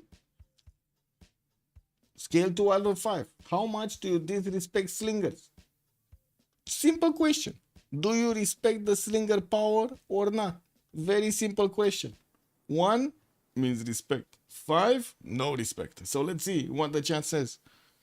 Okay, more series from Aztec going west side, 1 east side. We do have campus coming out from Tenochtitlan, and I do see he's gonna go Holy Separate here in Ixtapaluca to get a religion for himself. Well, the religions are gonna go out very quickly. Horses also coming out from People's cities. Wolostron coming up in 410s. It does seem like he's preparing for a war against Aztec here. I don't think he's gonna go somewhere else. We do have also Persia getting those three horses in the face of Norway. I do see he did manage to pillage both the holy site and the shrine there, but I don't think he can actually go further. He could try to get across the river to try to get into the borders of Nidaros, but not gonna try to bong that, not gonna manage to bong that city. And of course we do have both of these opponents with a general on each side. It's not gonna be easy for either of them to actually do some damage here. Persia getting a wave of traders, a lot of them, also getting Pingala to establish in Tushpa. We do have finally Maori finishing up that encampment training project. Oh my god, 3 turns to get this. I guess he's on 3 points right now. I mean, he could just passively get it, to be honest. Like, if he's on 3 points from this moment on, he's gonna start, he's gonna get that in 4 turns, right? And his project is finishing in 3. That does not compute. Wait a second, did he switch? No, he's on 3 points. Yeah, he's on 3 points. So he's gonna passively get it anyway. The difference between making a project, it's actually just 1 turn. I don't think it's worth to actually get that project. But anyway, yeah, we do have the missionary going to convert the city of Tehonia Ganuyacupe, the capital one, and I do see Granada is soon gonna be get bombed. Oh my god, it's actually trying to get a heavy chariot. Will it 1 turn a heavy chariot, guys? If he 1 turns a heavy chariot, we might actually not see the city go down. But I think it will anyway. I think it will, because it's gonna get double attacked by the galleys. Do these archers actually pack a punch here? There are 4 archers that will get to shoot in between the turns, so I think 1 galley is gonna go down. I'm not that sure if the 2nd galley is gonna go down or not, because it's not taking that much damage from attacking into the city of Granada. Oh my god. It's 1-1 right now. 1-1. We got 1 viewer saying they really respect the slingers, you know, total gods, the slingers, and we got another viewer saying he doesn't respect them at all. Nothing. No. Oh, more respect. Gods, man. Who let Theodora join the party? That's a very good question. It looks like the Sharks let it in. Yeah, there we go. That galley almost died, and I think it will actually in between the turns. I'm pretty sure the archers will find the holes in the galley, but I don't think the 2nd galley is gonna die, so it is what it is. Persia also did manage to put up a defense here in the city of Pakhtri. This would be Nader Shah defending himself from Kandy. He does have some horses or units going towards Granada, and of course I do have to point out that Maori is getting very quickly, if he doesn't have them already, to get his Toas. That's gonna be a bit of an issue. Looks like it ended up with a 2-2. 2 players have respect, 2 players don't have respect. Yep, totally makes sense.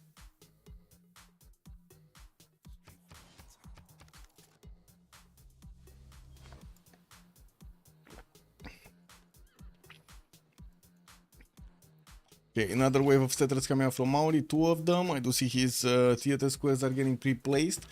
Persia Cyrus from the north doesn't seem like he's gonna do much. He's just gonna keep on pushing Norway to try to slow him down. And I do see he's kind of succeeding, keeping Norway with very little faith per turn, with not that much science and not that much culture, and only on 4 cities, 5 cities actually, soon to be 6. Okay, soon to be 6 next turn.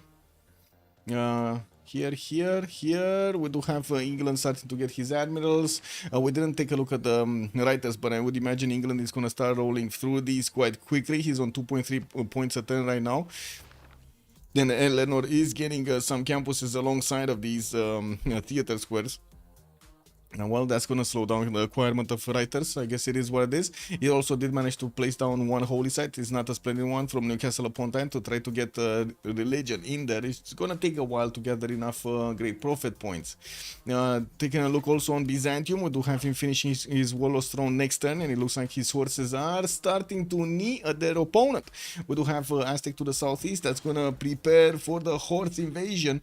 The ponies are starting to get ready here. Well, I do have to point out, Byzantium did manage to get Stonehenge, so that means he did get an extra crusade belief. Finally, the mystery is revealed here. We got Byzantium managing to get crusade, and that is before Maori did manage to get it. I'm actually a bit surprised that Maori did not get his own crusade. Wait, they're same team, no problem. I see the problem. I see it right now. I didn't see it before. I see it right now.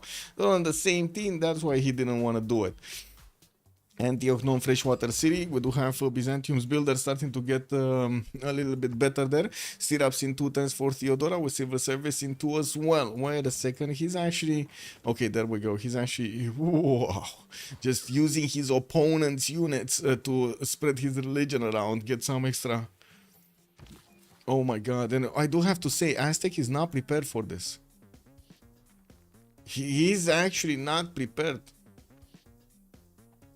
You see what he's doing? Not a single unit, 22 defense strength cities, getting his sludges going. Doesn't have encampment down.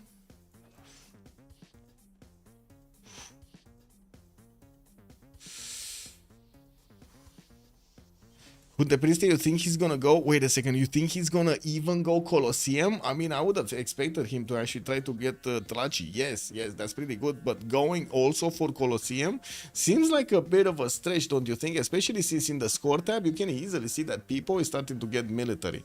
I mean, Burikot is barely 125 military. We got people already on 192, and he keeps on getting some more horses, not to mention padding his number of science and culture points. That is also something that Montezuma right now is lagging behind. We do have him on 25 and 40 versus people's 47 and 51. Not to mention he does have 69 points of production with 85 faith. Well, I guess that's where he's failing, right? Buriko does have 100 production a turn.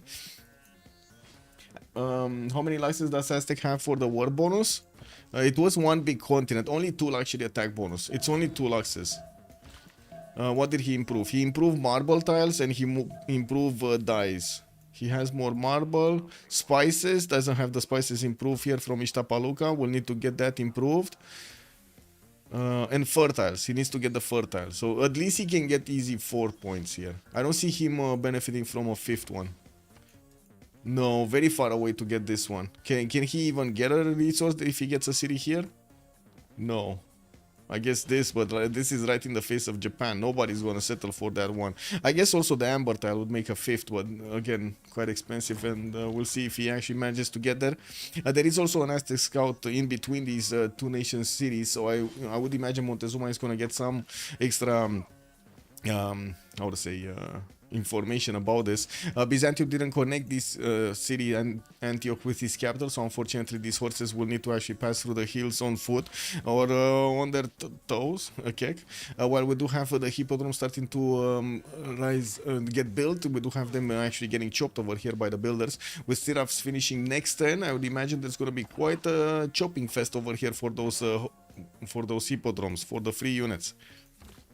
Okay, are there units coming? No, but at least Tenochtitlan is getting Warlord's Throne. Gonna say. Also, we do have some hanging gardens being built here somewhere. Okay, Norway stabilized, not moving.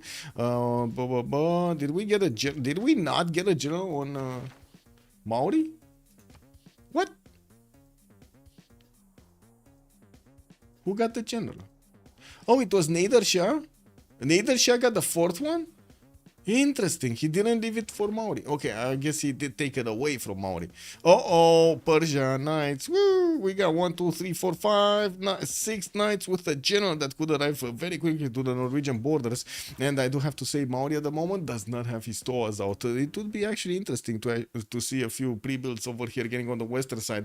Josie is on currency and he does have 30 science with 50 culture. He just needs construction. There's no, you know, magical thinking about the tours. You just get them, throw them in the water, and then they just swim and win.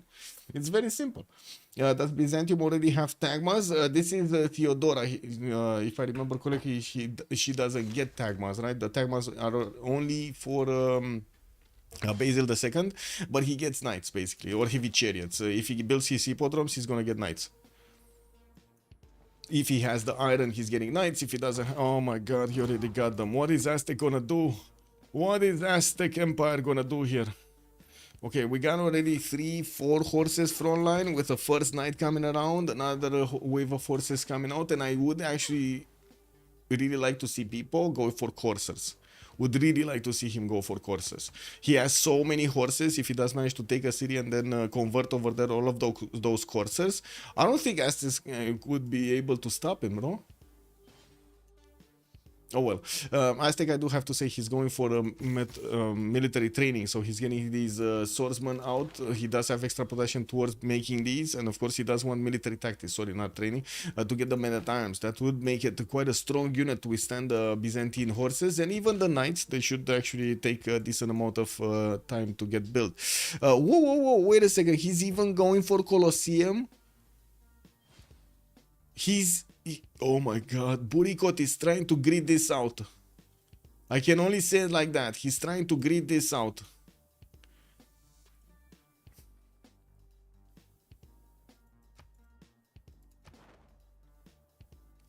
Looks like Estas did pick up Brussels. We've got people taking candy from a baby. On Norwegian side, we do have him needing to defend against Persia's upcoming attack with the knights. Actually, wait, where are these guys going? Because they're definitely not going towards Kupe, right? They're allies, so why would they go towards Kupe? Where are these guys going? Interesting. And I do have to say, this is kind of terrible land to push. This is really terrible land to push. Can he get through here? Like he could get through the water, get over here and hit Tromsø from the north? Oh well, I guess it is what it is. We do have 2 of these warriors actually deployed in Opango with an encampment training project coming up in 2 turns. There's also another hurricane on the eastern side of Angkor where more of these libraries are getting built. I do see also Reina did get established in Opango, but no extra yields yet from all of those tiles that are unimproved. Reina does have this ability, right? The city receives a +2 gold from each unimproved feature, and each breathtaking tiles adjacent to unimproved features receive the +2 appeal first. Zacheng also scientist, writers coming around. England on 2.3. I don't think he even managed to get 1 right now. No, he didn't make a project, didn't get even 1. In the merchant screen, I do see Mazankian is going to be the next one with the increased trade route capacity and of course the extra gold for both cities. We do need to see who's going to pick it up. Right now, I do notice that Japan is starting to actually get some projects in, and I do want to see what's going on here. Japan is going to get to chop next turn the commercial hub investment project, so he might actually get it next turn. That extra trade route capacity is very valuable, especially for Japan here. He does have 4 cities with another 2 settlers on the way. And I do notice on the eastern side, Aztec is just getting invaded. He's just getting invaded. The teammate of Japan, that would be People, just, you know, took this fight into his own hands and got his units towards Japan. We do have also Buriko here discovering mathematics next turn. He is on 30 science, so I'd imagine it's not going to be long until he's going to get that military tactics technology. We're still 8 turns to get Teayo. He does have a chop available, 2 chops, 3 chops available for that city. Actually, wait a second. I think he has more, right? It's 1, 2, 3, 4, 5. That I can see 5 chops, but I'm pretty sure without monumentality and so on, it's going to be hard for the positioning of these builders if he didn't have them positioned already. And since he is getting attacked, he's going to need to get a lot of units out.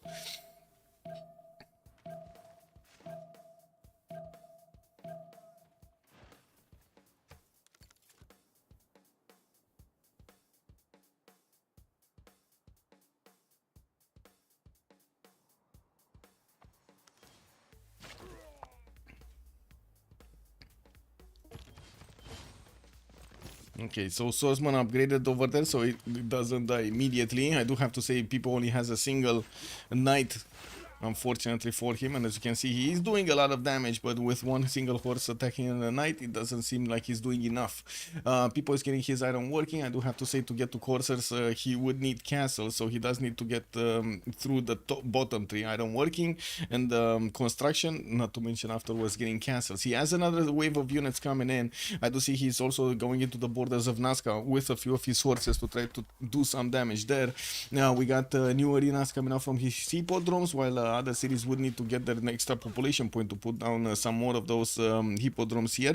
He's trying to also make himself an economy. Right now he does have 70 science with 57 culture, but minus 4 gold at 10. 92 points of production, 82 faith. Does mean it's good.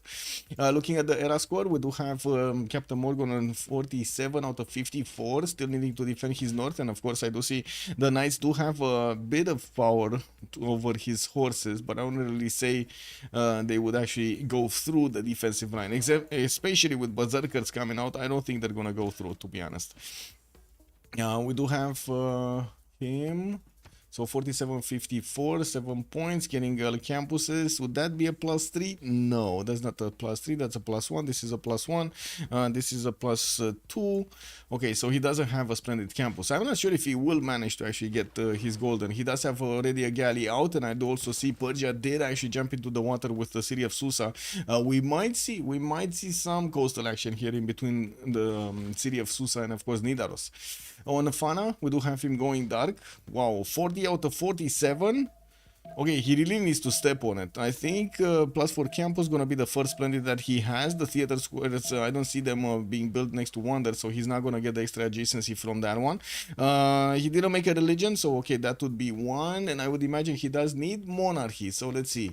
He's on theology. Okay, he's probably gonna get monarchy before the next era. If he's on theology right now, it should be enough time. Getting wave of builders going. He did get a horse. He did get a boat. Does have Gaius Duilius for the fleet. Okay, that's also another point over there. Does he get another continent settled? No, no continent settled. No city here next to the Wonder. And I do notice Japan from the eastern side did send a horse over here to take care of that English warrior in between the choke points. Okay, so I guess we're gonna need to see that.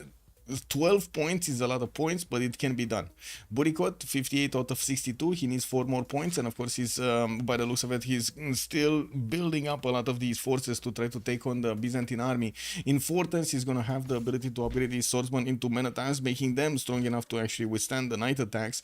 But in the meantime, I do have to say, Byzantium only sent a single knight. He might actually take the city of Malinanko, though.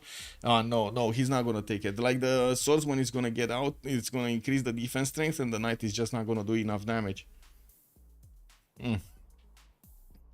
Oh, he did manage to get to spread the crusade belief into the cities of Aztec. Very nice. With more aqueducts coming in, he's getting a lot of libraries, and I do see another campus in Constantinople. And taking a look at the era score, Burikot still 4 points out. Okay. Oh, he's going to get it with Colosseum. That's fine. He's going to get it with Colosseum. Okay. Armandarin, 53 out of 58, needs 5 points. Armandarin is here. 2, 4, 5 cities. Gal is coming out 60. He's moving north on that sugar tile. We do have him with quite an army to the south. He did manage to take that city. Actually, Maori did manage to take that city, and I do see Persia might have actually taken it back and I would say raised it.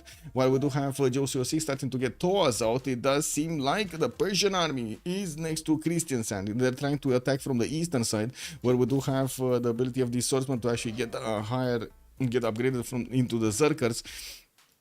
I don't see him upgrading them yet. He did manage to pre-build, or I should say hard build, a few of them. Let's see what Persia's gonna do. And I gotta say, the Toas also applying a -5 against their opponents. This might be a bit too much to handle even for those Zerkers.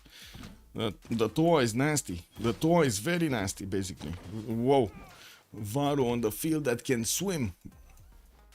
We have them, yeah, look at these bad boys. Oh my god. Engels. Bad boys Engels at the same time, man. Woo. Anyway.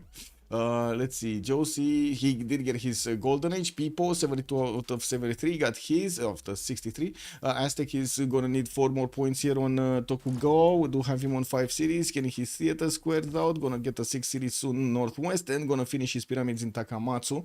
So I think he's gonna secure his golden age here. And I gotta say, Fana, still 11 points. He's still 11 points out. He's on 46 out of 46, but he needs 57. The shark name still didn't appear. Wait, I didn't. Oh my god, sorry. I didn't click on this button. Sorry. There we go.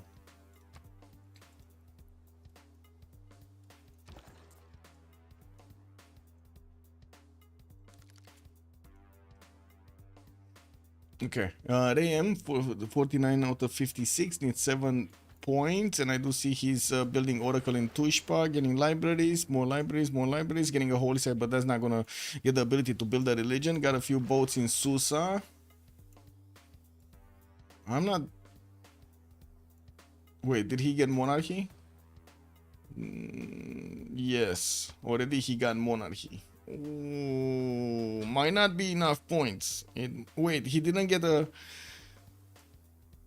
He didn't get an immortal.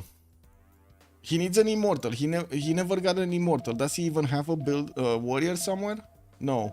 Can he chop one? Like can he chop an immortal from Sparta? Probably, right? Does he have the tech? I think that's the question. Does he actually have the tech? I don't see a single warrior that I could actually click on it to see if he has the tech. So I think he lost the warrior that he had over here. Oh well, more attacks going on in Norwegian cities. You do see one of the Persian knights did manage to take the spot next to Kristiansand, while we do have the Toas getting into the water next to the Zerkers. Now the Zerkers do have a -5 on them. That's a bit unfortunate. We do need to see also the new Toas coming in from Opango, and of course also the general getting on these shores. Looks like the general wants to go back. While I do see Persia did manage to also get his own general here on the field. We do have him with the ability to hit both the Berserker strength, and oh my god, look how much damage he's doing. That's a very weak Zerker. 63 attack strength from the knight into a 45 Zerker. That just screams problems. That screams problems for me.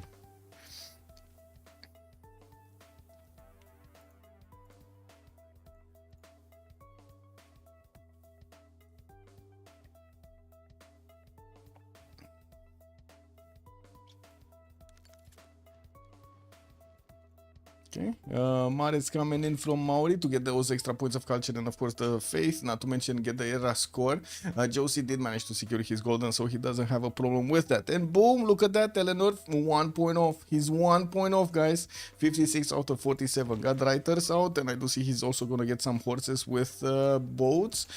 We do have him. He still didn't actually activate Gaius Dulius, so he still can get a fleet. I do have to say he did manage to snatch Oracle from his opponent, so now Persia might actually have a problem here. He was trying to get Oracle. He has only the Circle of Shame. That's it. And looking at the ERA score here, we do have Rayem 56-56. Okay, it's fine. He got it. He got it with something else. Somewhere, somehow, he got it from somewhere. Aztec lost a city. That's the first city that got taken away by the looks of it. Byzantium did manage to take out one of the Aztec cities. We do have Aztec here. That was a newly settled city, so he didn't take that much damage. Burikot is still 2 turns away from getting his military tactics, and I do see new knights from Byzantium are making their way to the southeast. His 6 turns getting his GMC up, while People is 129 points of production with 96 faith points, 100 faith points right now. He's slowly getting converted by the I would say Aztec is slowly getting converted by Byzantium's religion whenever he's losing units, and he's losing units left, right, and center when these knights of Byzantium are starting to get to hit them. The Byzantine horses are not that efficient, especially against the swordsmen that have been fortified for a few turns, while I do see Aztec managing to finish his Colosseum here in the city of Terra. He's pushing his amenities very high right now. Let's see, Burikot is still on 46 science with 79 culture, but 150 points of production, 153 right now.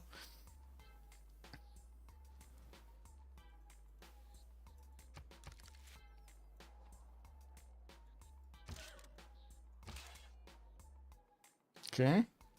Walls went up in Kristiansand. Didn't we have Valletta in the game? No. Okay.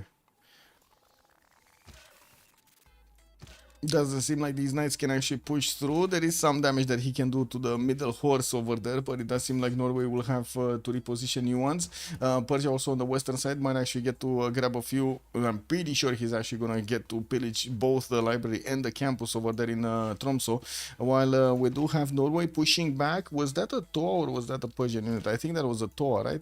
The Berserker didn't manage to push very strongly into it, but these knights can push back, counter attack, counter attack, no? Come on, do it. You can do it.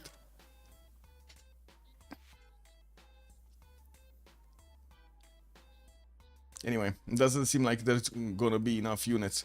And since we do have an attack from the other Persia, the DShark trying to get into the borders of Maori, we do see that Persia is preparing a courser rush here. We got 6 units with General that are trying to get into the borders of Tehonianga no Yakupe. They might actually go around this volcano and try to hit him in the northern city of Manguakikepa. How can you say I'm from Mongakikepa? Where do you live? Mongakikepa.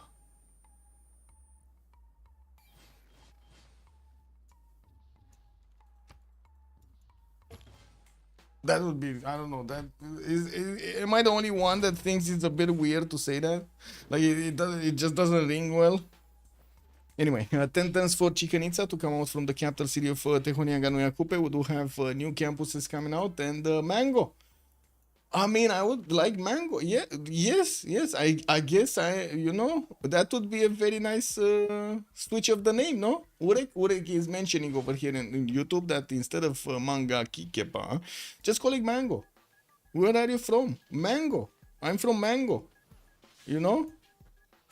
Anyway, the industrial zones coming up also from RAM. I do see the first one is going to come out from Hagmatana. We do have new markets for his merchant points and of course the extra gold. While Aztec is on 8 points, Japan is on 9. We do have also Persia Nedersha on 2 and Persia Cyrus is on 5. Maori might actually get the ability to recruit Zengi as an extra, as an army that will give him an extra free trader.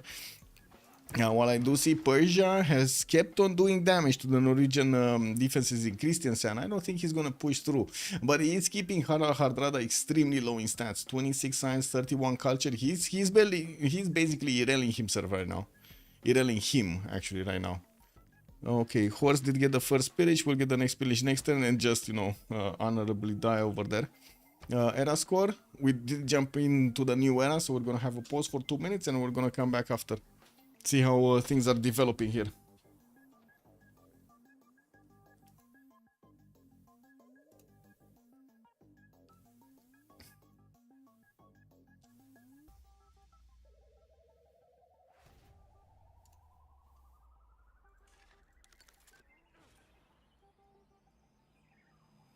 Man, Tarsus did get actually placed on freshwater. Marfilo, thank you so much for the 7 months. Much appreciated, sir. Marfilo retained his knighthood for 7 months. Flame ties. True. Flying times.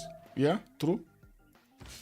Okay, horses, new wave from Persia. Okay, never mind. Let's actually get this. I don't think religious. Trade. Yeah, trade.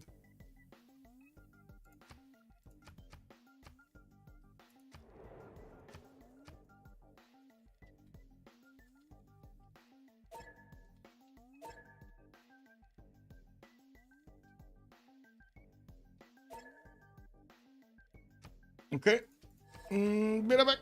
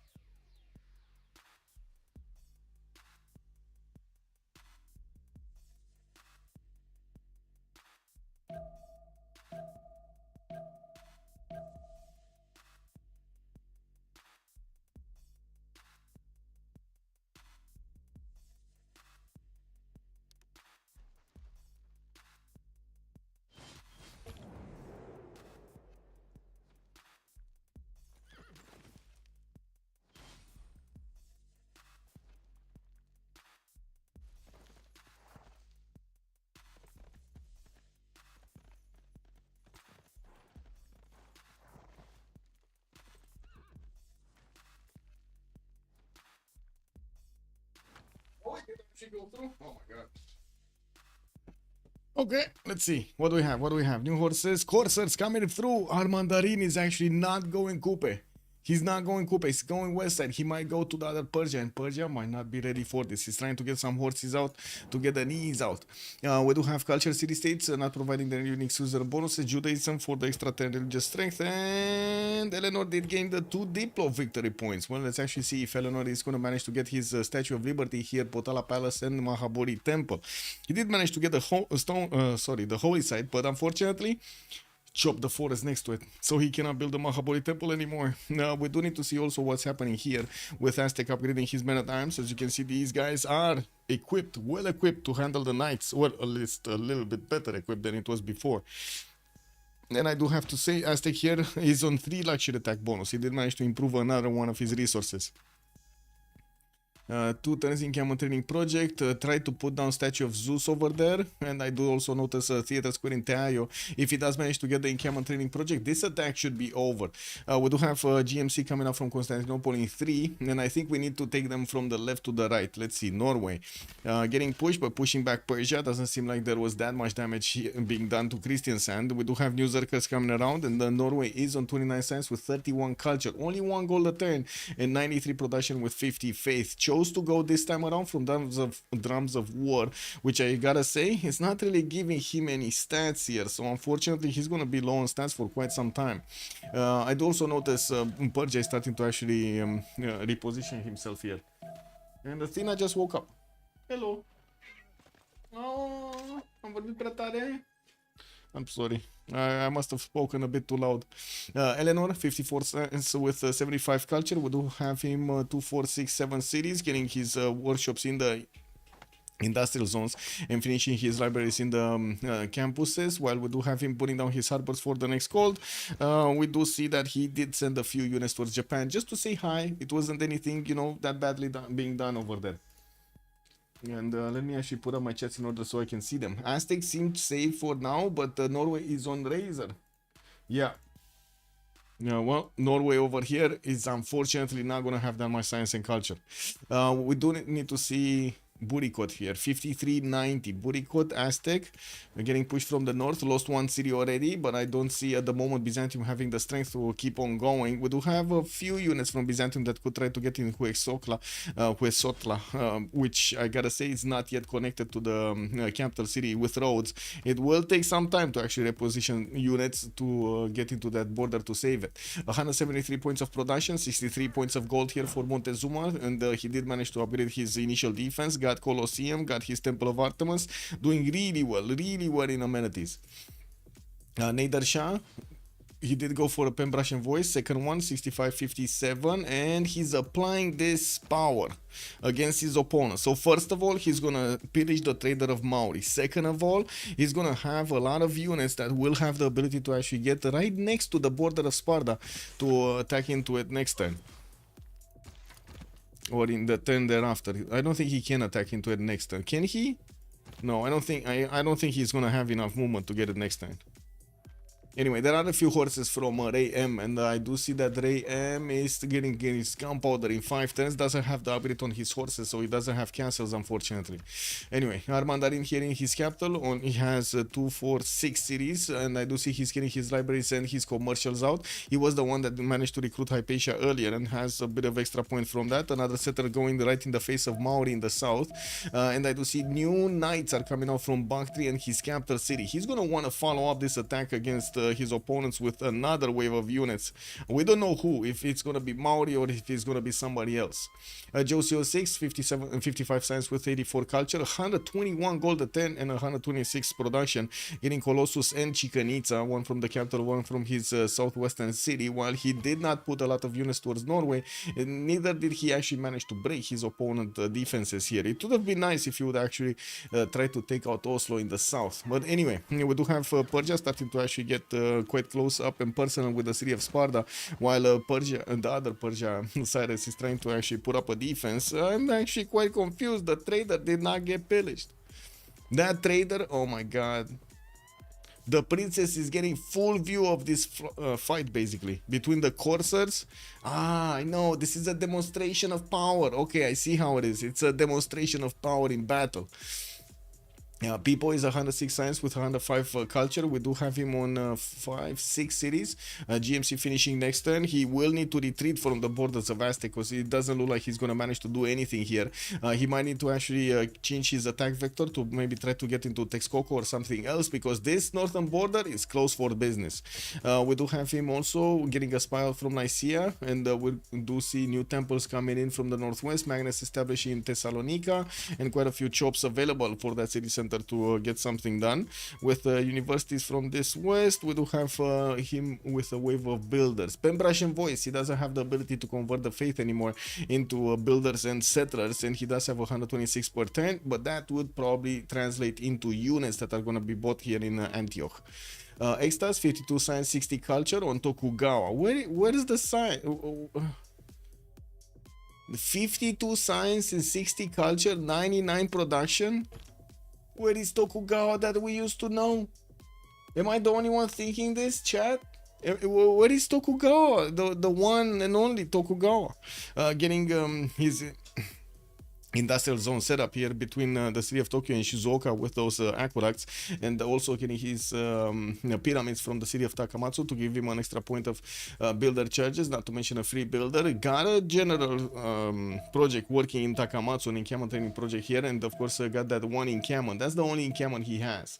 Japan had a very bad spawn. And you're not wrong, but it's Tokugawa, you know? He's like a god. It's Tokugawa, man. Anyway, Cyrus, Pembrash and Voice, 76 science, 92 culture. We do have Cyrus here getting attacked, and I do see he did manage to get the walls up in Sparta, but he's going to start losing horses quite quickly here to the courses of his opponent. Oh, no, never mind. He got his own courses.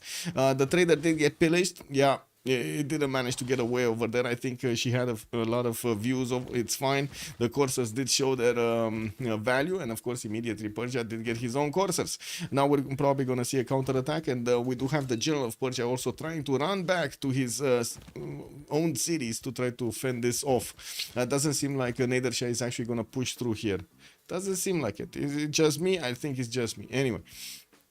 On the RAM side, we do have quite a few new traders that are going to start connecting to the city centers, the capital, and he's getting another wave of knights. He does have in the tech side, let's see, RAM going for castles. He just finished castles, so we don't know if he's going to go middle tree for cuirassiers next, or is he going to try to go top tree for industrialization. We don't know yet. We're going to find out together.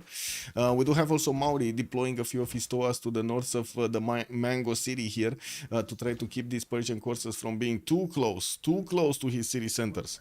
He did also manage to get Reina, but again, no Reina second. He's not getting those extra gold points from that Reina city.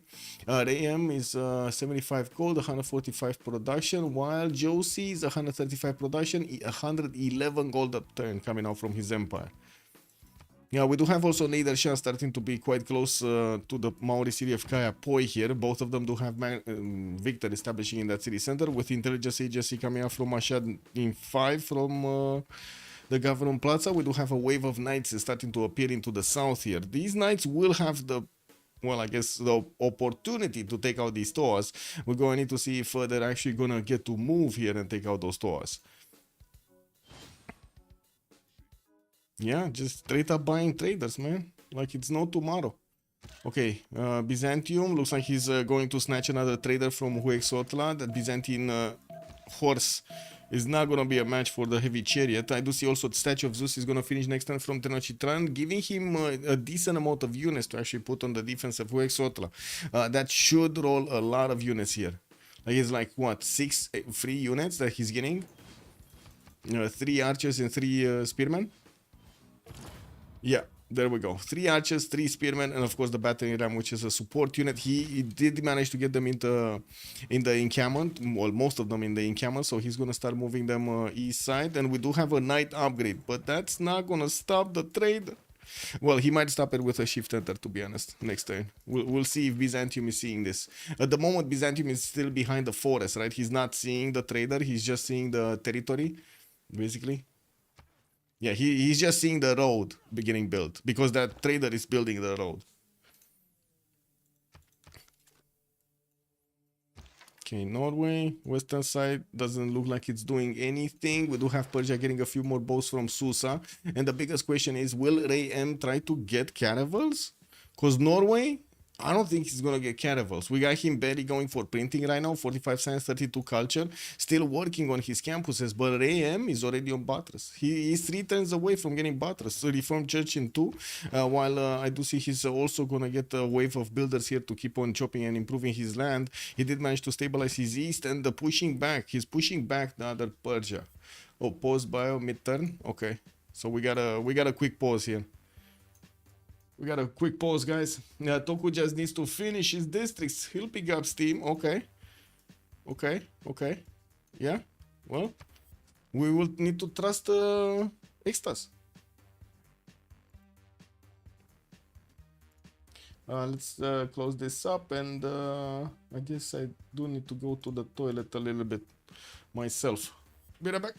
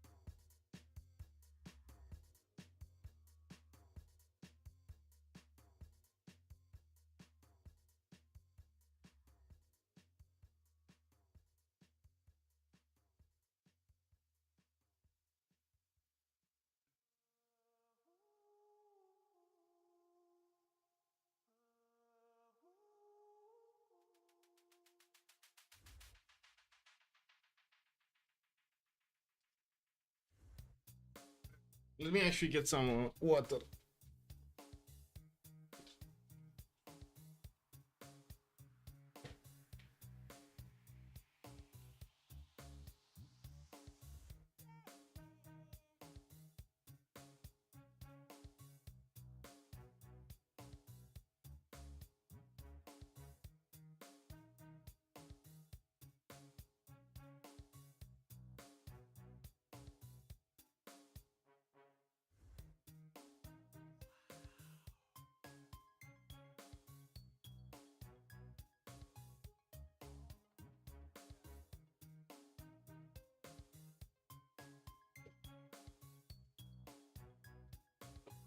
Yay! Got some water. Okay, so how does it look that what are we gonna have in the next part of the game? That seems like Byzantium here. People does have a much stronger, like a much faster tempo than Montezuma. So I would imagine we're gonna have faster timing over here from Byzantium to get an attack going on the south, especially since now he's building up his university count. He's gonna have a lot more science. We do have also an Aztec, a few more of these universities showing up, and of course libraries. Yeah, but he's on 63 science at the moment, while Theodora is double that. He's on 123, and of course more science coming in. 154 faith with 145 production. That seems like he's also gonna have a decent amount to be competitive here. Getting Reina for more gold. I guess that's his weak spot, but I wouldn't really say weak spot since his allies do have a lot of gold. Gold is a bit of a problem on the side of Tribu de Fana, with only -3 on Captain Morgan, 42 on Fana, Buricot is on 47, and then Armandarin on 10. Doesn't seem like they are managing to actually gather enough gold per turn to keep upgrading stuff. With Persia being able to hold Persia, we do need to see if Rehem is going to follow up with an attack through the water here against Norway. Captain Morgan does have his capital exposed to the water attacks here, and of course we're going to need to see if Persia is going to get to his cartography soon. We do have Rehem here getting his buttress in 3 turns.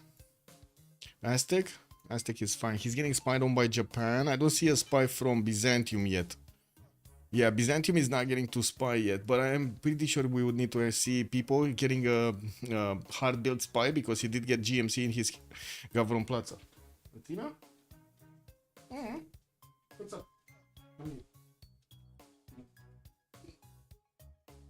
Betting time. Okay, Reina getting in Nicomedia. What's happening in Nadersha? Persia getting finally an encampment here from Bactria. I do notice Gordian is going to build one of those commercials in Zaranka. A lot more economy is going to be added since he only has 10 points a turn. Intelligence Agency, Marshalling Fortens. That's it, Athena? Just a quickie? Oh my god, man. She just wanted a few rubs and that's it. Oh my god. Okay. I see you. Okay, I see you, Athena. I see you. Yeah. I remember.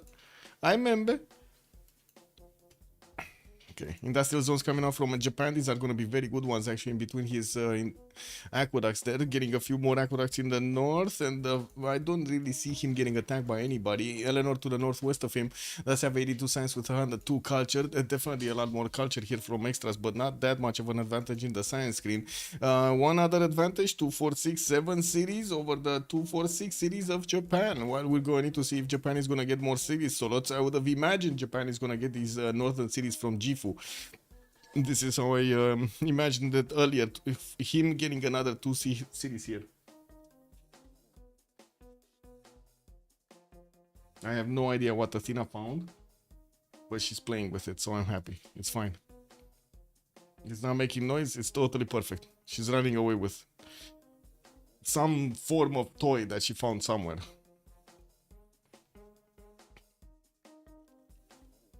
Okay, we got a team plus here from the Sharks. We're just waiting for La Tribu de Fana to say something.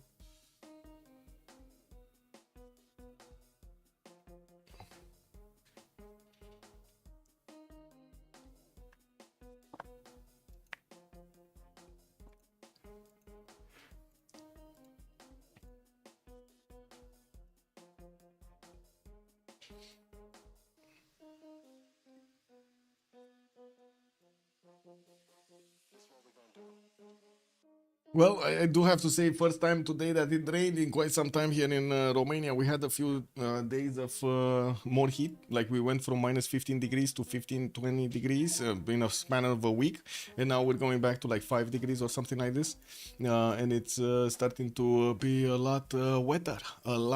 So let's actually see how this spring is actually gonna develop here.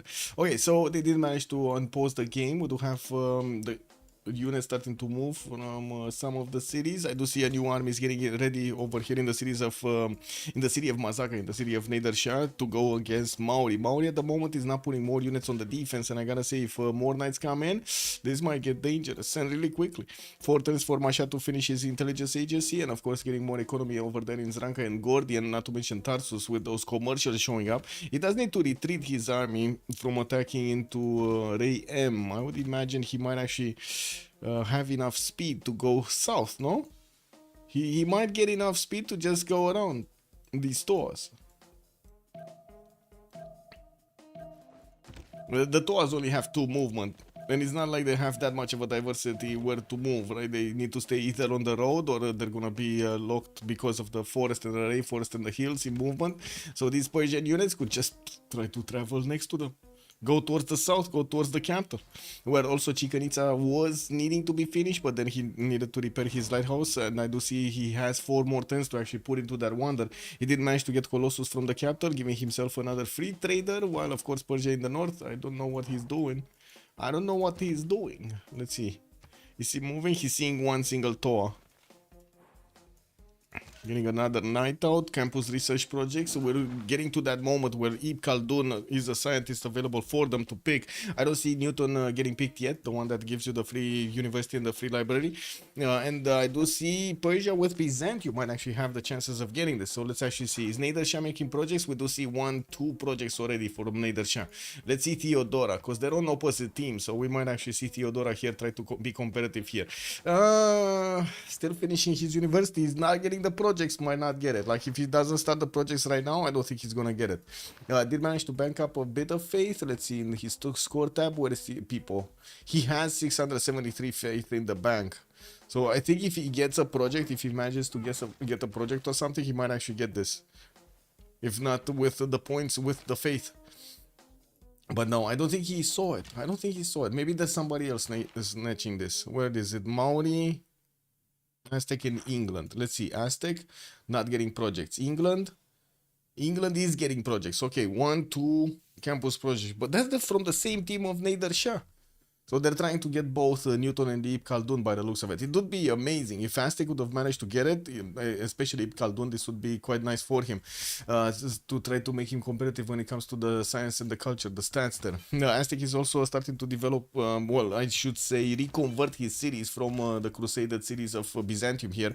We do have his religion, Islam, starting to get into the other cities. He did get Zen meditation for the extra amenity in the city center, so with specialty districts and also holy waters, which is going to be amazing for the hills over here in the city of Tlacopan on these units. If he does manage to actually get this off, I would imagine the Byzantine Knights, if they don't manage to take out the unit entirely, they're going to have a hell of a time to take it after the healing pops up.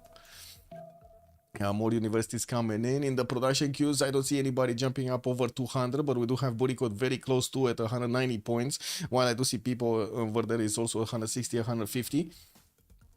Okay, let's see what's happening here. This is what I'm interested in. Is he gonna start moving somewhere? No, he's getting them back. Okay, he's actually getting them back. Yeah, printing next turn from Armandarin, while Josio 6 is still trying to get machinery. He's not going to be far away from getting his own printing. We don't have yet a spy from Nader Shah, but his intelligence should finish soon. Oh, he's switching to get the campus. Okay. Well, I guess after the campus research project is going to finish. We got 2 projects finishing. Oh my god. Is Byzantium going to try to do this? No, he does have the city of Nicomedia that could try to get at least 1 project. I don't see him putting it, and I don't think he will. He doesn't have a chop, or I should say an easy chop. He just chopped whatever he had over there with the builders and improved the mines. Nicaea is going to get a military engineer. This will help him build the pathways here towards his opponent. He's getting some of these crossbows, which, yes, do initial damage against the Aztec many times. But like I said, if you don't manage to actually take those units down, it's not like they will do anything. Norway did send a few horses to save the princess here, and it looks like the Aztec trader is gonna go to its destination, no problem. While I do see also Aztec is gonna get to push back his opponent with a bit more strength. 4 actually attack bonus, not 3 as he had before. 4 right now. Okay. Is Japan selling more cities north? Okay, he's sending another city center over there. Looks like Rystyle is going to be his choice. Finishing his industrial zones to get that extra production. While Extas did get 80 science with 80 culture, he does also have 137 points of production. Diploc order from Yokohama, getting more granaries from Takamatsu.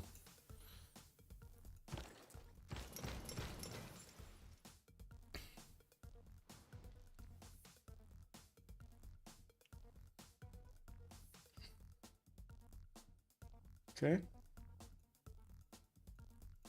This. Oh well.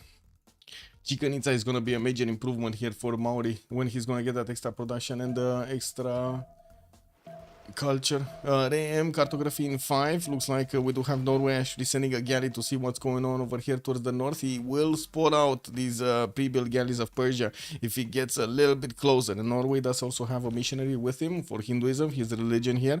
While I do see a berserker is also making his way through the water. Well, we do only have 5 more turns until AM is gonna get to finish cartography, and he's gonna have the ability to upgrade these caravels, these boats, these galleys into caravels. He already will have 5 pre-builds, so I think that's enough, especially for this choke point, right? I think that should be enough.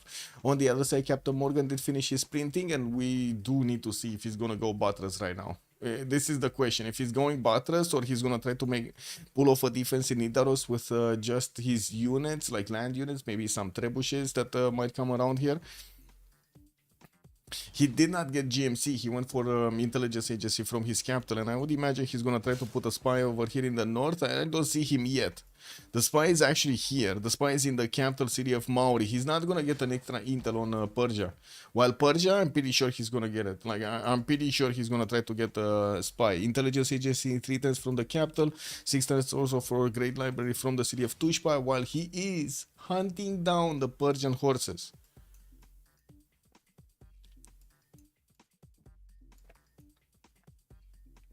Okay, so Maori is realizing the threat from the north, from Nader and putting a few more production points into these toas to make a line of defense in the forest here from Kayapoi. And, well, I do see new lighthouses for those extra trade routes. Let's see here. Byzantium is still trying to push, getting his crossbows. This is terrible land to push into these men-at-arms. It's just not gonna get the visibility on them. Like, these bananas over here do have the second, basically, height.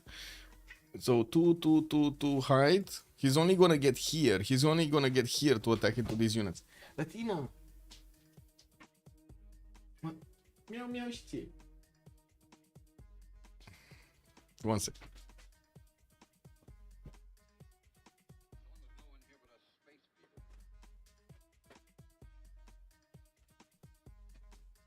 Yes, I took a bag and I'm gonna play with the kitty. Or she's gonna play with the bag, basically. I'm just gonna hold the bag. Yep, there she is. She's taking the bait, guys. She's taking the bait. Okay, knights, more knights coming out. Military engineers from People, sending these knights to the southeast. I would imagine he's gonna try to get the cuirassiers quickly. Metal casting coming out next turn, while his neighbor here, Burikot, is gonna try to get his own printing up. We do have to see if he's gonna manage to get a stronger technology. Maybe get his line infantries. 2 turns for intel on Persia. I do see also scientists, right? So they did manage to roll these scientists. Nader did pick up Ibn Khaldun. No Newton yet. We do have Galileo available for them. Eleanor can try to get this one also. While Byzantium also has quite a few points. He did make projects over here. What is Byzantium doing?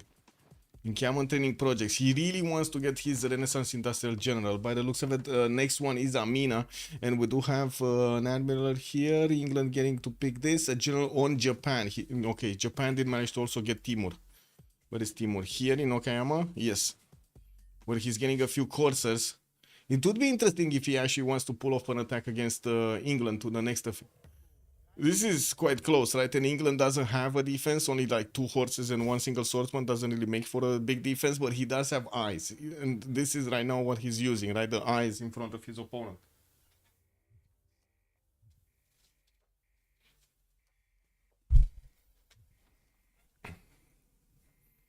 Okay, more campus research projects also coming out from Extas. He did finish his industrial zones and now jumped up significantly when it comes to the production. He's on 196 points of production with 100 science, 100 culture. We do have people, field cannons, bombards, and soon to be cuirassier corps coming towards his opponent. Where do we have? Wait a second. Where is not Aztec, the other Persia here? Ram, did he get spotted? This is what I'm asking. Yes, he got spotted. So all of these galleys got spotted. Now, do we have him cartography here? No, Ram is going metal casting. What? He's going out of the way? No! After he built these galleys, he's going out of the way? That's a bit unfortunate. He's moving away from his grand master plan.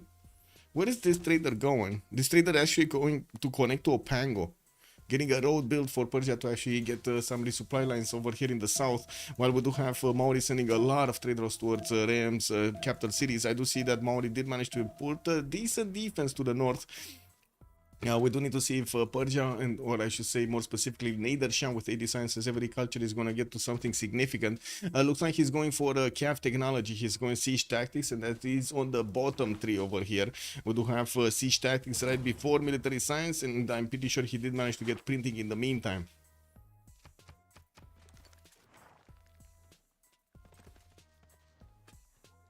Yeah, Athena is just totally destroying the bag.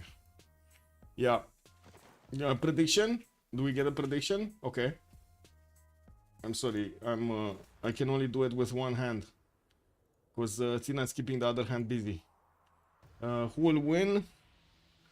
Let's see. La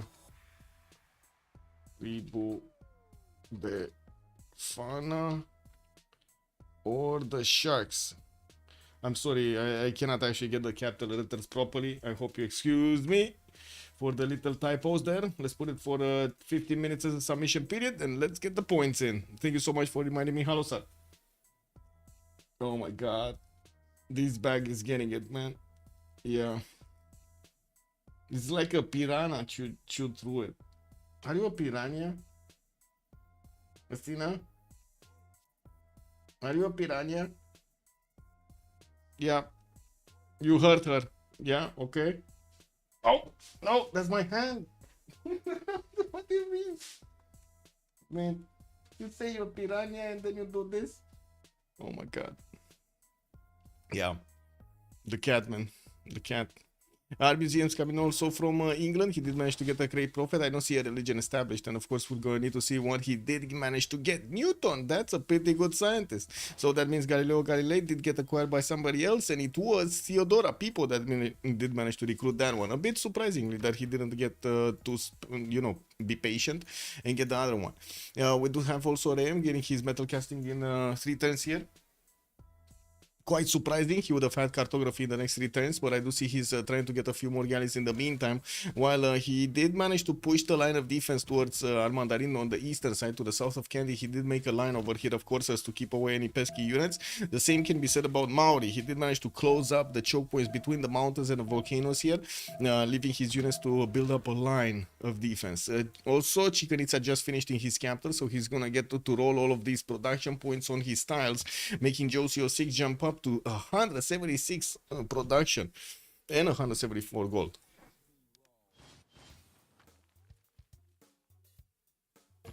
Yeah. Corsair Sengarwakia. We do have Norway. Oh my god, Norway could actually attack Opango so easy. Look at these Zerkers. Look at the Zerkers. They're just gonna jump into the water and get next to Opango immediately, and then boom, boom it. Okay. Easy peasy.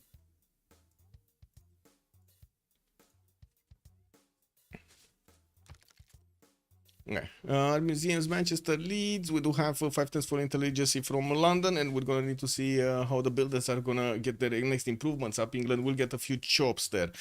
We do have a massive army getting built by people trained in the city of and moved in the city of Antioch with more knights coming out. I'm pretty sure Cuirassier timing is gonna be the choice. He's actually ballistics in 2. Yeah, he's no, he already has Cuirassiers. He's 3 turns away from getting nationalism, which is definitely gonna give him stronger units against Montezuma if he does manage to get them soon. Military engineering also coming out from Montezuma next turn. It does seem like we might actually see musketmen on the defense here from those cuirassiers. And of course, we're going to need to see Byzantium use his field cannon upgrades from the crossbows. This is also going to be a massive upgrade to the damage that he can output against them many times, and also against the musketmen. When he's gonna get the core ability, this is gonna be very good. He was getting some projects for encampment training, and I don't know where he is right now. Where is he? Great people. So he's like 2 projects away from recruiting Amina. While we do have also Persia, that's Ray M, trying to also get this general. He's on 100 points, and I do see he just finished a project By the looks of it, getting another project in 210s here from Hamatana while he's building up a few more trebuchets, and it does seem like he's gonna try to get that second attack against Norway. And it doesn't. I don't think he's actually gonna try to pull off an attack against the other Persia on the right side, even though he does have a few units scattered into the north. I'm pretty sure he was hunting down any kind of Persian units, and as you can see, Persia did jump into the water with one of his horses in the Persian Gulf, and Armandarin wanted to get onto the other side of the coast, won't get that opportunity. It does seem like Ray M is ready to stop him.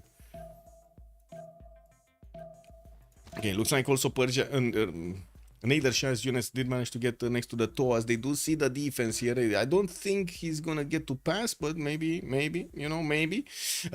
Whenever he's getting close to the Toas, he's getting a -5 penalty because of the Toas, well, looking very big, right? They're looking very big.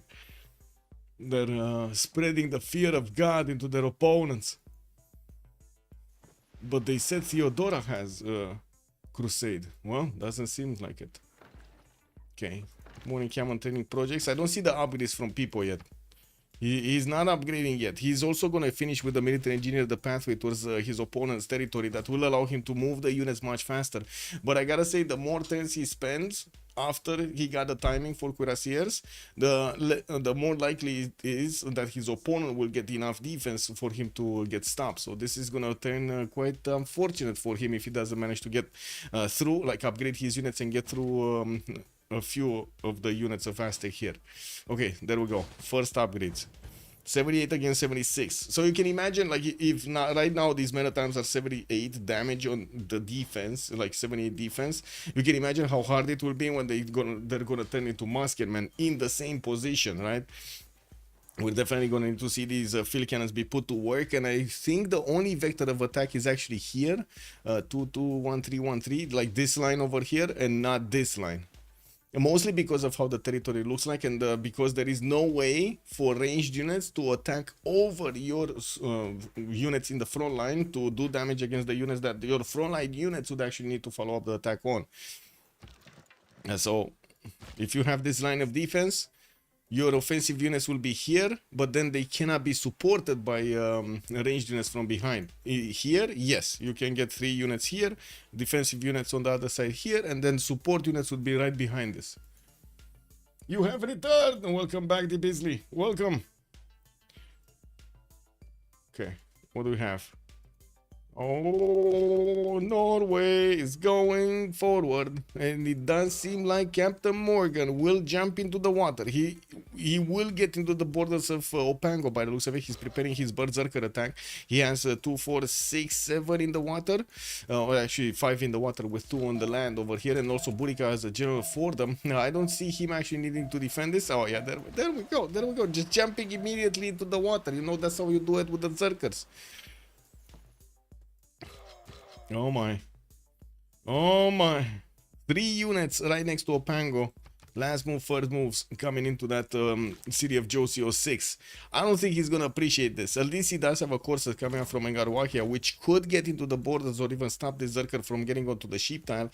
So it doesn't get that third position against the city center. This is going to be deadly for the city center if 3 of these berserkers with a general will get to attack into it. The city of Opango already half HP. That's a dead city. And I do have to say, the Corsair would have definitely made a big difference if he would have managed to get into the borders of Opango to increase the defense strength of that city center. Not sure if he would have had a movement, but I think so, right? It's 1, 2, 3, 4, 5. Yeah, and he has 5 movement. He would have had perfect movement to get into Opango before the Zerker actually got onto the sheep tile. Okay, attacks here. Persia has the same problem of attack, by the way. You see this line of defense? Well, the 2-2 base tiles so in front of him, the rainforest tiles in front, are basically denying any kind of attack from this side, from the rice tiles. What he can do is get some ranged units here on the 2-1 and on the sugar tile, so he can attack the Toa in the middle, and of course try to break through in the middle. Doesn't look like that's what he's doing though. Okay, massive attack against booty code, massive. We got cuirassiers, field cannons, bombards, military engineers, generals just strolling out of the cities of Byzantium. As far as you can see, next to the borders of Antioch, we got units. And Theodora is eyeballing over here booty code. He's gonna try to take him down. We do have also Athena joining us. Athena. Hello? Hello? Little girl? Calm down. Calm down, okay? Calm down.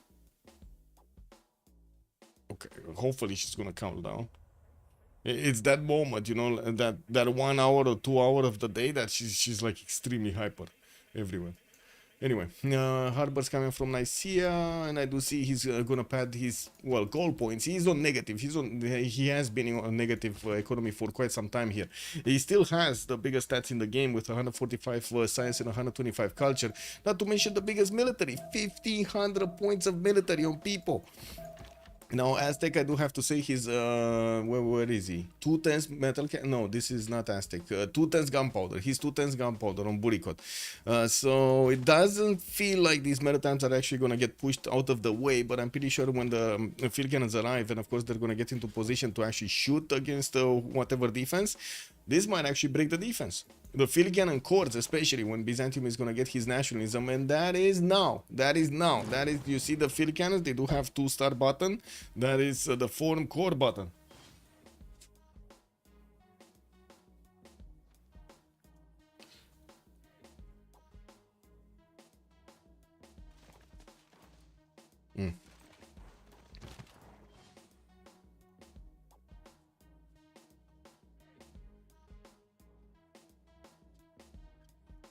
Anyway, what do we have here?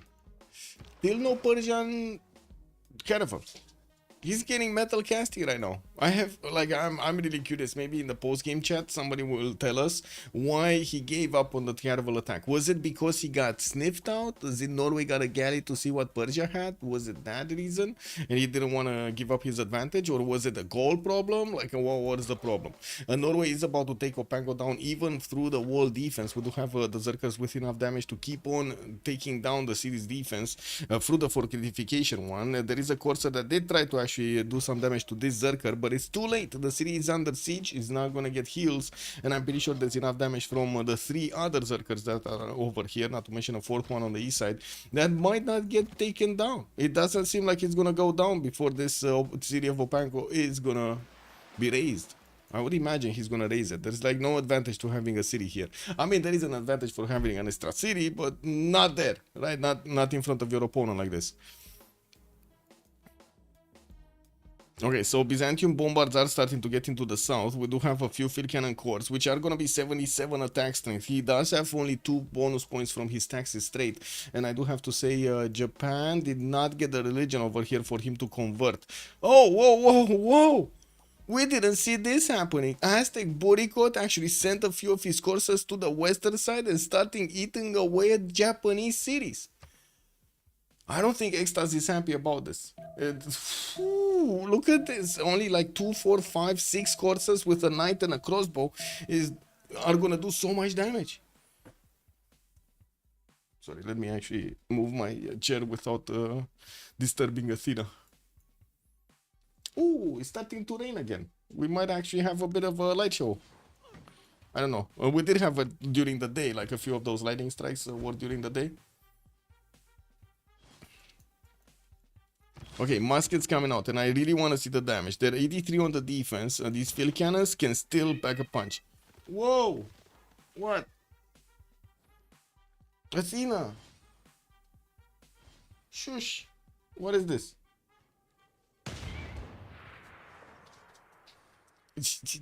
I'm sorry, she really wants me to play with her, but not here. Like, she really wants me to play in the other room or something. Wow, I'm sorry, guys. I mean, my attention is getting split between the cat and stream. It is what it is.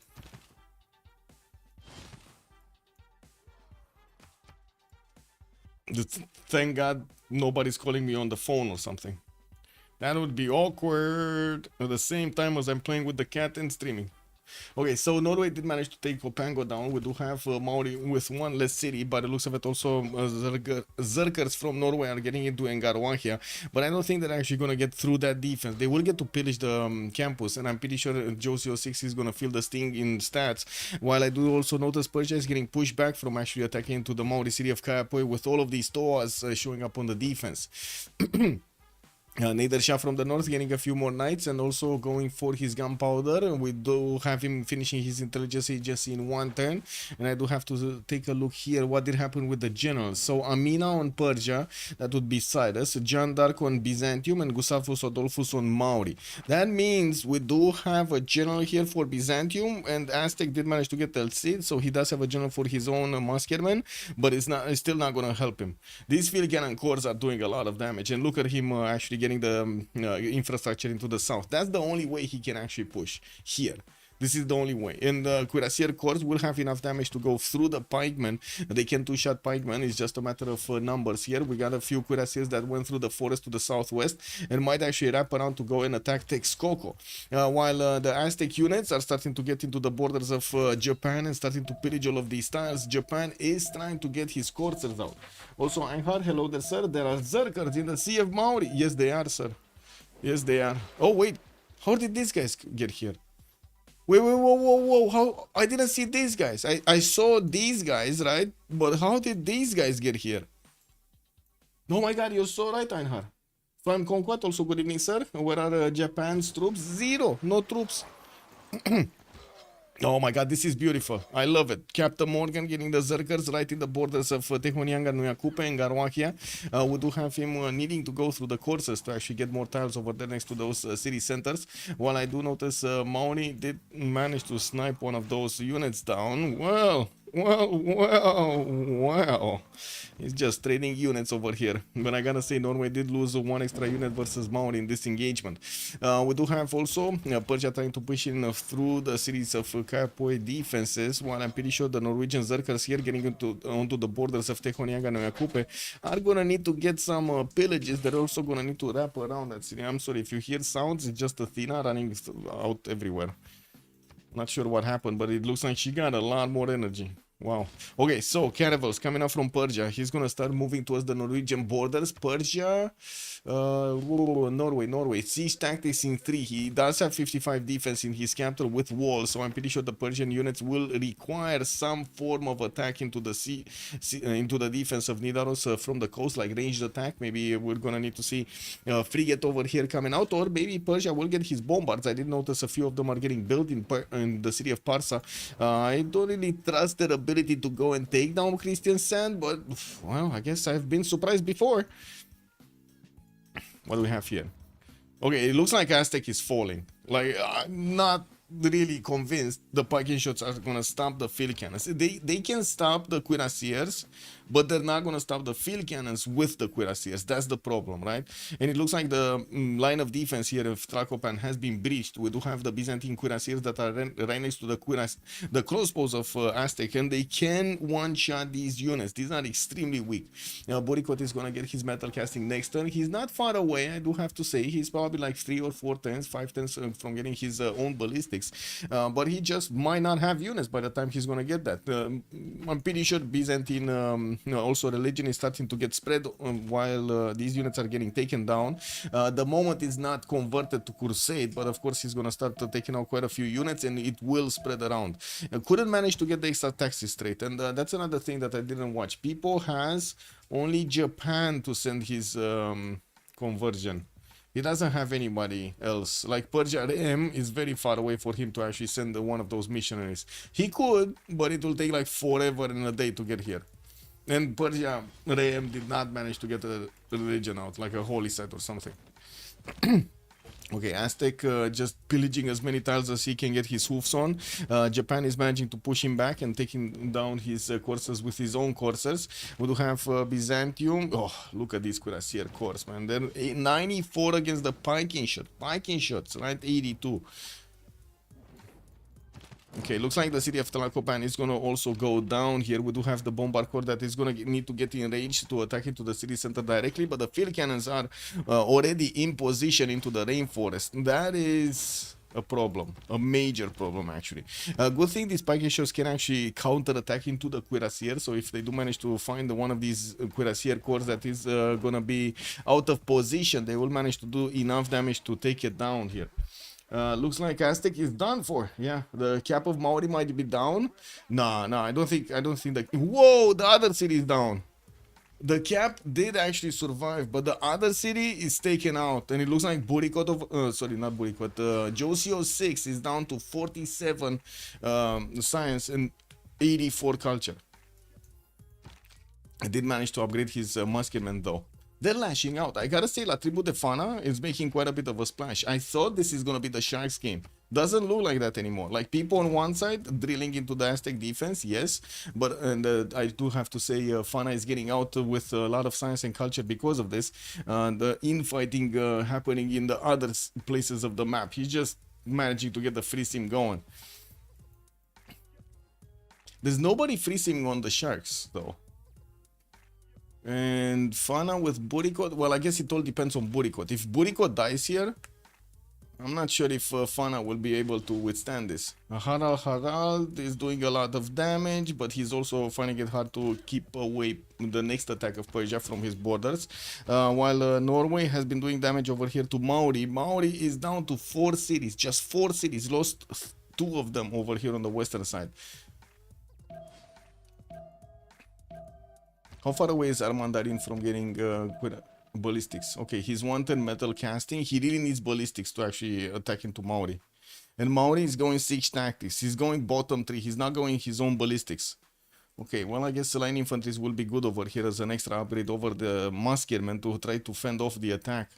Yeah, we do have also Sheffield settled on the western side, so Fana can actually trade through the water to the cities of Persia. Wait, he can't. He cannot. There's no harbor over here from Diahia or Mazaka. So, yeah, that city is just gonna get sea dogs. Okay, so that's what Fana is gonna do. He's just gonna get some some water tiles over there. I do have to say, I can't believe that Captain Morgan actually got those units through the south. Like, this was the only way that he could have gotten them, right? Here, and then move here, and then attack from here through the water. This was master plan coming out from Captain Morgan. Like, even with so little yields, he did manage to do so much damage. And look at the Japanese territory. It's just pillaged to smithereens over here. Exta's definitely not happy. 94 science, 91 culture. Okay, Tlacopan, walls up next turn. Not gonna matter. We do have the Bombard Corps that's getting into the position, not to mention the multiple field cannons. We do have some defensive Aztec Pikeshos that are taking up position to try to fend this off, but I don't really trust their ability to stay alive. 172 military? Yeah. The stat of people is amazing. This push at turn 69 is amazing. I mean, it's a magical turn, no? It's a magical 10 number. Spain, Nicomedia in 2. We do have universities in 5 here from Trebizond, and also military academies coming up from Constantinople. I do see also the time is ticking down until the next era. We got only 2 more turns, and by the looks of it, Pipo is 9 points away from getting a golden, but I don't think he's gonna get it. He's trying though. He's trying. I do see he's getting a Dromon in Nicaea. Wait, this is yeah, this is 2 turns before. So he has some more time. Not sure if he's gonna manage to make it though. He can finish his religion also, right? Byzantium has 3 already, so he just needs to spend 200 points, faith points for an apostle, and that's it.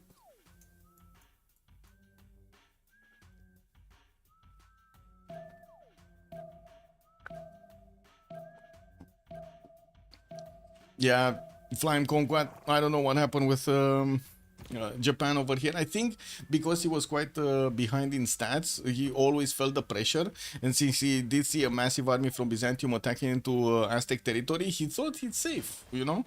He thought he's safe. But Aztec pulled a new one on him. Instead of actually putting more defense to the north where he thought it's fine. Well, as you can see over here, Burikot is starting to lose a lot of cities. And I'm pretty sure it's gonna be quick. These field cannon corps can do so much damage. Look at them.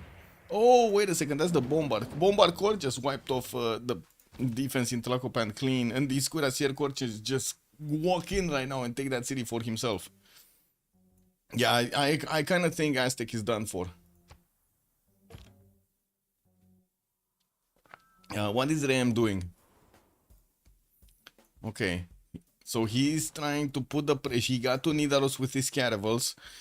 He cannot actually get into the borders of Nidaros and try to take that city. He does need a ranged unit of some kind. He's starting to produce heavily produce these cuirassier corps that do have enough damage to go through the defenses of Norway at the moment. While Norway is 3 tons gunpowder, 1 ton enlightenment. Of course, the same thing happens. His cuirassier corps do go through musketmen, and I'm pretty sure the field cannons are going to be extremely good to take them down. You've seen how efficient they are here, right? Byzantium didn't even have Crusade for the first attacks. Now he has it, and this is what's happening. An extra +5 on all of these units is going to be available, and yeah, makes for tougher cuirassier corps. Okay, that's another unit down, converting a little bit more of the cities of Aztec and taking away the ability to heal, right? He got a heal promotion over here, so he doesn't have the heals anymore. Tomel also...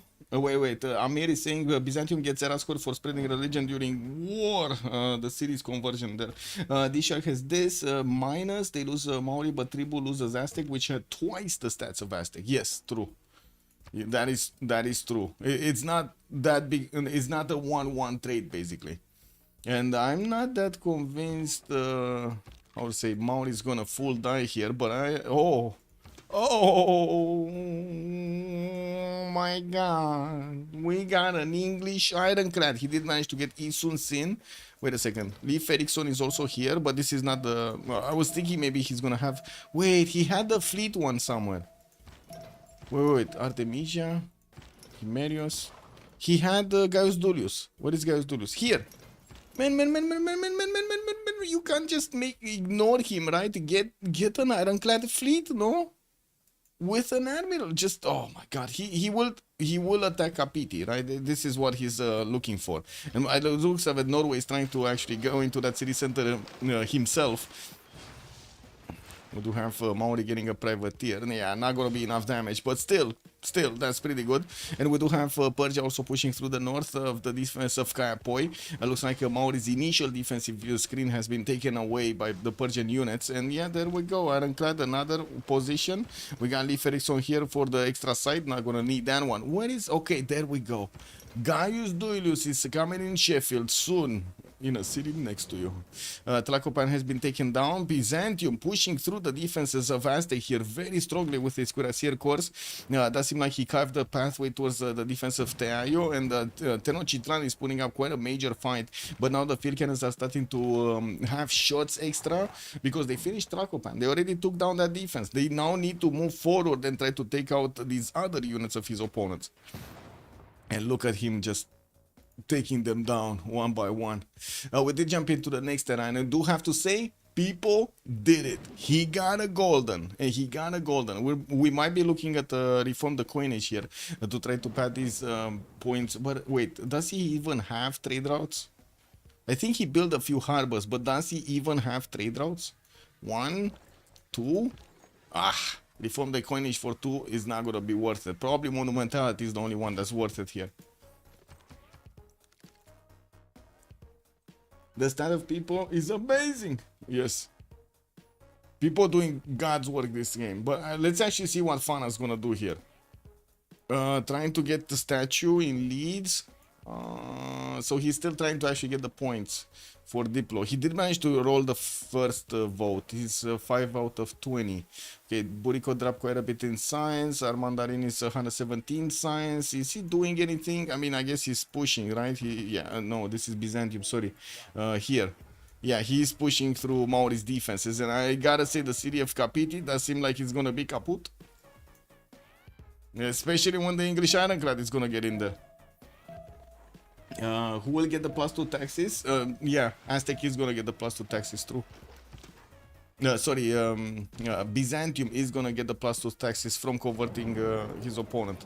Okay, let's get this out of the way here.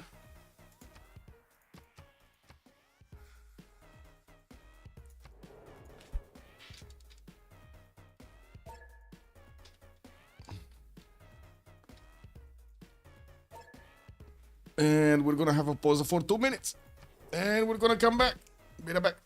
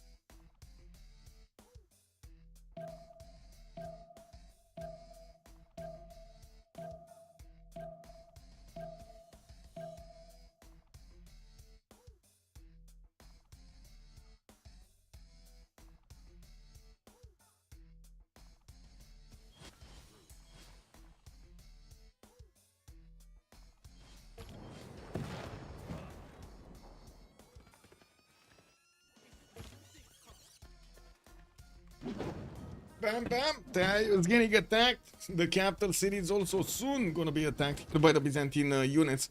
Let's take a look. What do we have on the other fronts? Looks like Persia from the north pushing through. Aral did not manage to actually get the damage, final damage on Kapiti, but we do have the English ironclad that is going to get in there. We do have also Gaius Julius getting close by with the Sea Dog in tow. He's going to start messing with the defenses here of Maori cities with no problem with the help of the privateers. I do have to say Captain Morgan did drop down to 68 science and 35 culture. Gonna get smacked over here by the Persian units. He's trying to get a safety settler out from his capital, and I do have to say also the Persian caravels are right next to his capital right now, trying to keep away him from building boats to try to stop him. While Christiansen will probably get a bombard treatment from the northwest. I'm pretty sure this bombard is gonna get onto the holy site placement over there and gonna start shooting. We do need to see the Persian units also managing to get right next, close up and personal with the city of Christiansen to push through. Eleanor, 165 science, 122 culture. We do have him 208 points of production, industrial zone logistics, and I do see he did manage to get past this via tiebreaker to gain the 2 diplomatic points. Production also reduced by 25%. Looks like Monarchy gains a wildcard policy slot. And 9 tenths for Statue of Liberty. He didn't not yet build Mahaburi Temple or Potala Palace, so he still can get another 3 points with just the wonders, not to mention Statue of Liberty, another 3. So right now he is on 10 out of 20. He could get 16 out of 20. Noble, 17 out of 20. If they manage to stay alive, and this is the prerequisite, right? If they manage to stay alive and get enough of these Diplo favor points for the next one, who am I kidding? They're not gonna get it. Like, look at the Diplo favor on their opponents. They're 100% not gonna get it unless they actually full kill Josie. There is a chance if they full kill Josie, they might get it and keep alive Harald Hardrada. Okay, we do have Burikot, 88 science and 68 culture, but I think he's gonna lose a few too many cities for him to be relevant in the next part. He's trying to get safety settles out, and we do see him with a road towards his ally here, towards Norway on the right side. That's where he's sending his settlers, and while we do have some Norwegian also missionaries joining here the fight, we do need to see Byzantium just ripping apart the Aztec cities. Doesn't seem like Aztec will have the strength of recovering. Yeah, he got Colosseum. Yeah, he did get a lot of bonuses here. Temple of Artemis, beautiful, beautiful opening, but unfortunately won't keep up the pace in the next part of the game. Armandarina, 120 science, 64 culture, with Nader Shah here pushing through the defensive Maori, being held by the English Sea Dogs, another one coming through. By the looks of it, Sheffield keeps on chopping them as quickly as possible. And of course, Gaius Julius will give an ability for one of these boats to get into a fleet. I would have imagined the Ironclad would have been probably the most valuable to get into a fleet, but I mean, who's me to stop him from getting a Sea Dog fleet? Now we do have also Josie here with 75 science and 61 culture, Dark Age, 138 points of production. He's also trying to get a safety settler out from Tehonianga Noyakupe, one from the Mango City, while his ally Persia on the from the north is actually going through the Norwegian defenses. He should punch through. He should punch through. And do you guys see what's happening here? The apocalypse of gold on the side of La Tribu de Fana. Like, not even Eleanor can actually manage to get enough gold so they can keep upgrading their units. This is terrible. Because they're gonna run out of pillages, and this is just gonna go lower and lower because of the quality of their units not being there, not being up there. They can get the text, but they cannot upgrade them with gold. They might not have enough at the correct moment in time, and their opponents will punch through. People, 175 science with 95 culture, did go for a momentality golden age. And we do have people here managing to get through the series of Aztecs defenses. Took Talacopan down, soon will take Teayo. I'm actually quite surprised. Oh, yeah, I see. People just wants to keep on pillaging the lands of his opponent. That's why he's actually stopping here. Got it. As in, he didn't take the city of Teayo down. He just wants to keep on pillaging these tiles. Okay, next up, on people's territory, we do have him getting another campus research project, getting also universities. I would imagine Noble is going to be one of the next great persons. They cost 535 points, so I wouldn't really imagine they're going to get through these quite quickly, especially since a lot of them are warring right now. Extas, also 100 science with 68 culture. The big problem is he's going to need to repair so many of his tiles. Lost the city center to his opponent, just walking in there freely. He did try to build Kilvaki Sivani, never actually finished it, and I do see a few calves are coming out from Yokohama. I was actually expecting him to go towards the English territory with a few of these units, like calves or something, a lot earlier, but it looks like it took him quite a bit of time. He might get into the borders of Leeds just, you know, unimpeded. That's how you say it, right? When you're not stopped, like it's unimpeded. Whoa, Tayo goes down. Tenochtitlan will follow next. The field cannons can train their shots. The bombard corps are getting in. There we go. The city has been converted. Crusade is available for him. He's not going to put it under siege. He does need to get a unit in the water. But if that unit goes into a boat, like transforms into a boat, it's going to have like changed its defense. And unfortunately, it will be a bit too low to actually handle the shots of the walls here in Tenochtitlan. It's fine. The city's just not going to hold too many shots from these bombards. It's fine. Rehem also 139 science with 73 culture. On the other Persia on Cyrus, we do have him getting some privateers out from Susa and finishing Terracotta Army next turn. He did manage to get the Cuirassier Corps right close up and personal with Christian Sand, and his bombards are going to start shooting. Well, I guess one bombard is going to start shooting because this one actually needs to get onto the marsh tile if he wants to hit the city of Christian Sand. I'm pretty sure this is a hill with a rainforest on it. Yeah, so he doesn't get the attack from that bombard core against the city center. Not from there.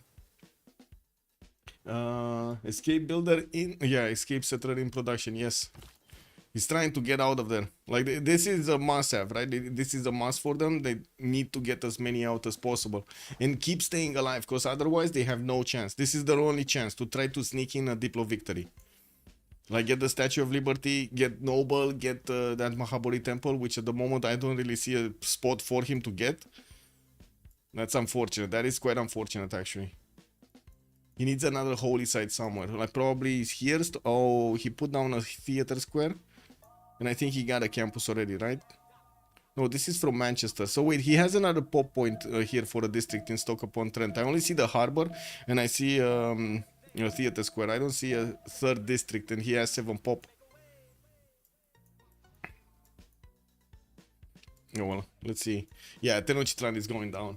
Walls, attacks from the cuirassiers, field cannons. No chance, just no chance. And that's how also the encampment is going to be taken over.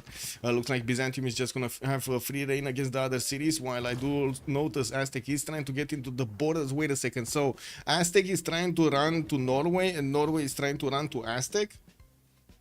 That's not going to work. That's just not going to work, right? Yeah, there we go. Capital city has been taken down of Aztec. Hadrada is also going to start losing cities here. He just lost Christian Sand. That was quick. That was quite quick. Bombards getting out. Nidaros is also going to get attacked by the soon to come out privateers from Susa. While I do see Norway is trying to get into the Brussels city to maybe pillage some tiles there. Wait a second. No, he's allied with Brussels. He's actually allied. Fana has it. Okay, never mind. He's not doing that then. Yeah, Persia's cuirassiers are just walking through the units of Norway here. Now, Norway does have the possibility to upgrade. It's a matter of gold here, and this is the main issue. They don't have any more gold. They just don't have any more gold. Minus 19 on Buricod, minus 4 on Captain Morgan. Fana is 36, so that's like more than half the gold just gone. Armandarin 41, just 41 gold a turn. And he's the only one not attacked, by the way. Armandarin right now is the only one not attacked by anybody. Then Capiti is going to be taken down. Doesn't look like England is going to finish the job here on Maori. Just this city, the Mango city, is probably going to stay alive for a little while longer.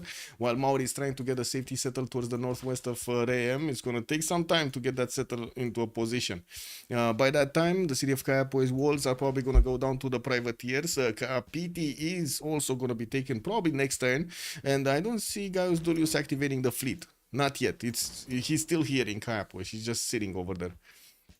With the newly upgraded Maori line infantries, the Persian military cannot actually go through this defense. These line infantries are way too strong. 94 on the defense, the knights is just not going to get through. We do have Nadershah getting buttress next turn, and I do not see the upgrade button on the knights, so he doesn't have ballistics. But he does have the core abilities, and I would imagine ballistics shouldn't be that far away for him to get as a technology. And I do have to point out, people did jump up to 228 science points, and he's gonna have all of the territory of Aztec, which was pretty good territory, not to mention Colosseum, Temple of Artemis, and everything.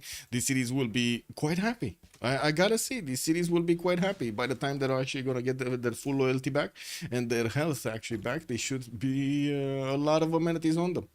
Sotla just got taken down. The settler is safe, actually got into the borders of Norway, and we do have Byzantium here just needing to take down Ishtapaluka and Texcoco, and that's gonna be, wait, he might actually, no, I don't think, wait, is he gonna take these down before Aztec gets to settle somewhere? Because it's not like there are many more cities to take out here, just 2 cities. Ishtapaluka gonna be taken out with the bombard. That's gonna be easy, but then he doesn't have a bombard for Texcoco, or at least not quickly on the way. He does have a field cannon, but let's be real about this. Those are still 70 strength walls there. Okay, what's happening here? Oslo got taken down, but it takes another city. And look how, where is this settler going? Where is Burikot settler going? Is GG for the Sharks? Theodora can just run to Norway to get... I mean, Norway is dying anyway. I don't know if he can run here, because Norway is dying, you know? Oh yeah, it would be amazing if he manages to get this converted, but Norway is kind of dying. Little Tiger, also good evening, sir. He has another settler going south. So this one, you're saying this one. So he needs 2 more turns to settle on the stone. 1, 2. And this one... I don't know how, I mean, I'm not even sure this one is gonna stay alive, let alone actually settle a city. Ishtapaluka is gonna be taken down here. Probably in the next turn. Yeah, probably in the next turn. And then we do have Texcoco. I don't know in how much time this is gonna be taken down. Let's see how aggressive he's gonna be here. We do have some units also from Extas that are coming in for the party. These calves from the left side. They're just gonna probably get some pillages, and that's about it. We did mention this, we did mention that. Okay.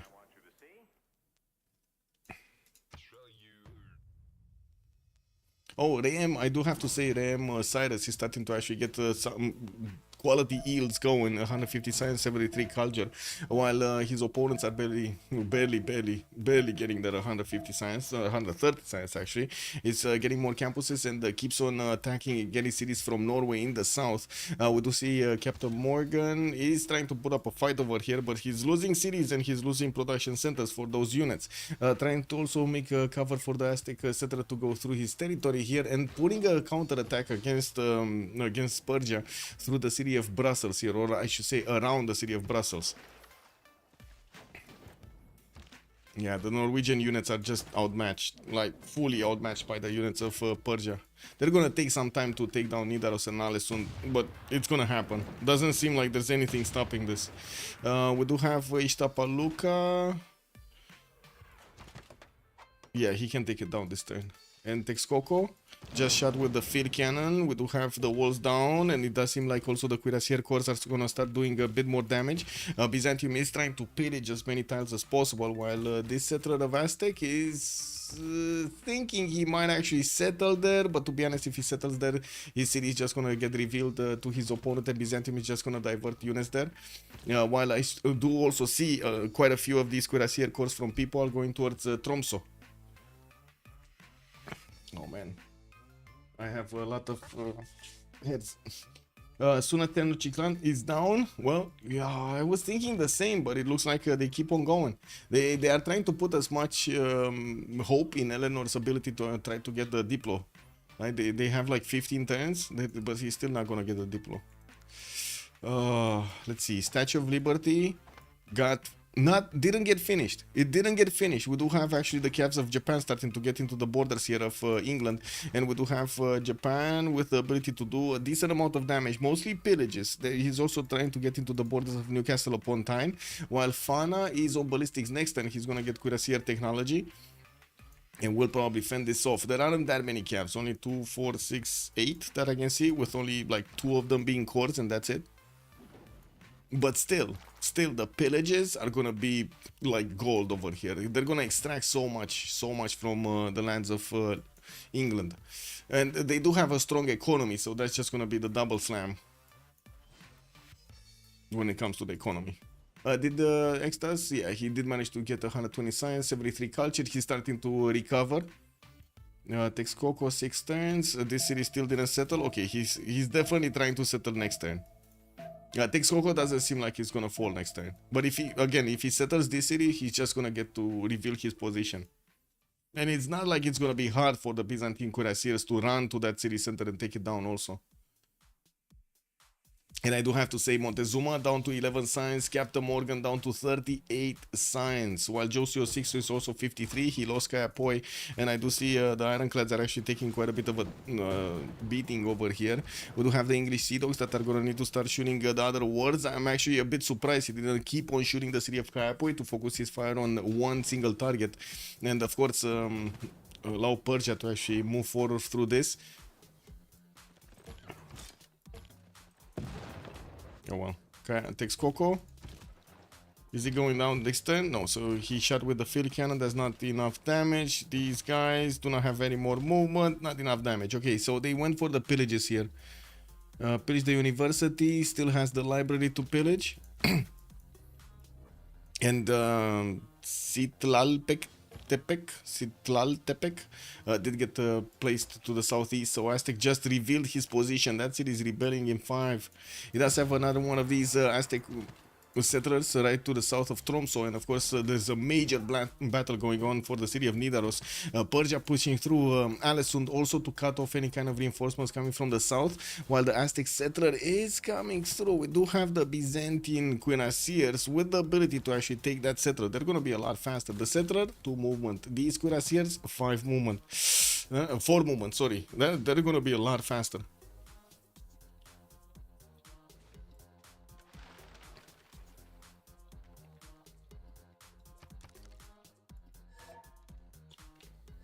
And that's a GG right there. The Sharks get another point on the table. And it seems like, I gotta say, people carried. People carried. Theodora over there doing massive work against his opponents. We did have a bit of a, a try for the Diplo victory from Eleanor. Couldn't get it through. And of course, I do have to mention that magic attack from Norway going into Maori was beautiful. Just beautiful. I still want to ask what did happen over there with the lack of an attack actually on one of the sides, but let's actually see if we're gonna have a post-game chat. Again, we're in the French community, so they're probably gonna be talking a lot in French, and I'm thinking if I should actually send you to Oransi stream or stream it myself.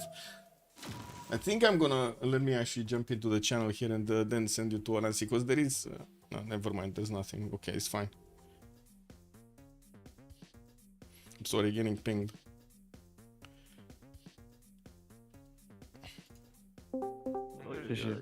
Moi taper toutes mes unités, ça avait aucun sens. Genre j'avais une religion, ça va rien. GG well played. Ouais, t'avais quoi au Bénite? Ouais, c'est ça, mais tout était one Ah tap. bah ouais, bah tu fais one tap. Ouais. Je fais Kaboul, pareil, ça sert à rien. En même temps, homme d'armes pour une cuirasse 2 étoiles. Bonsoir GG.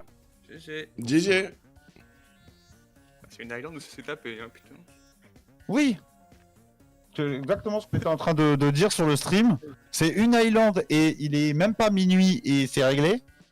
Et en plus, il s'est passé des trucs. Non, non, attention. C'était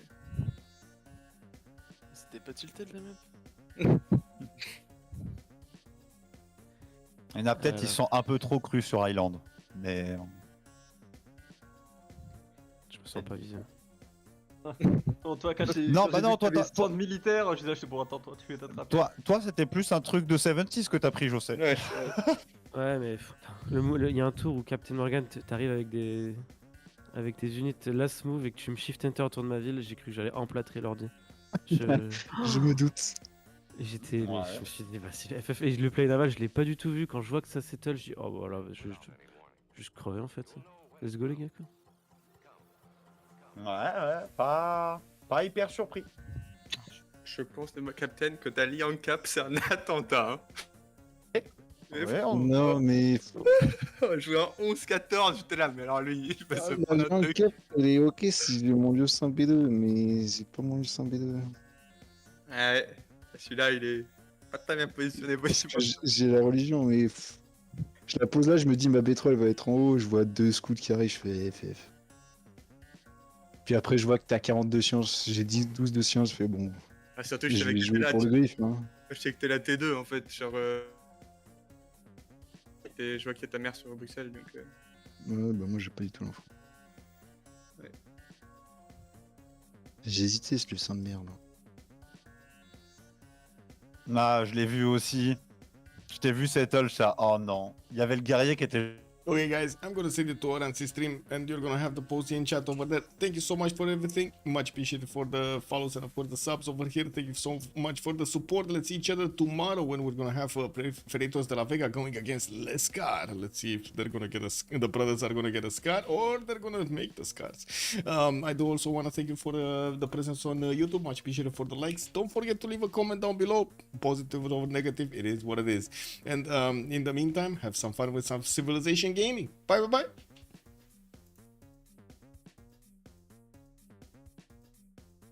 bye.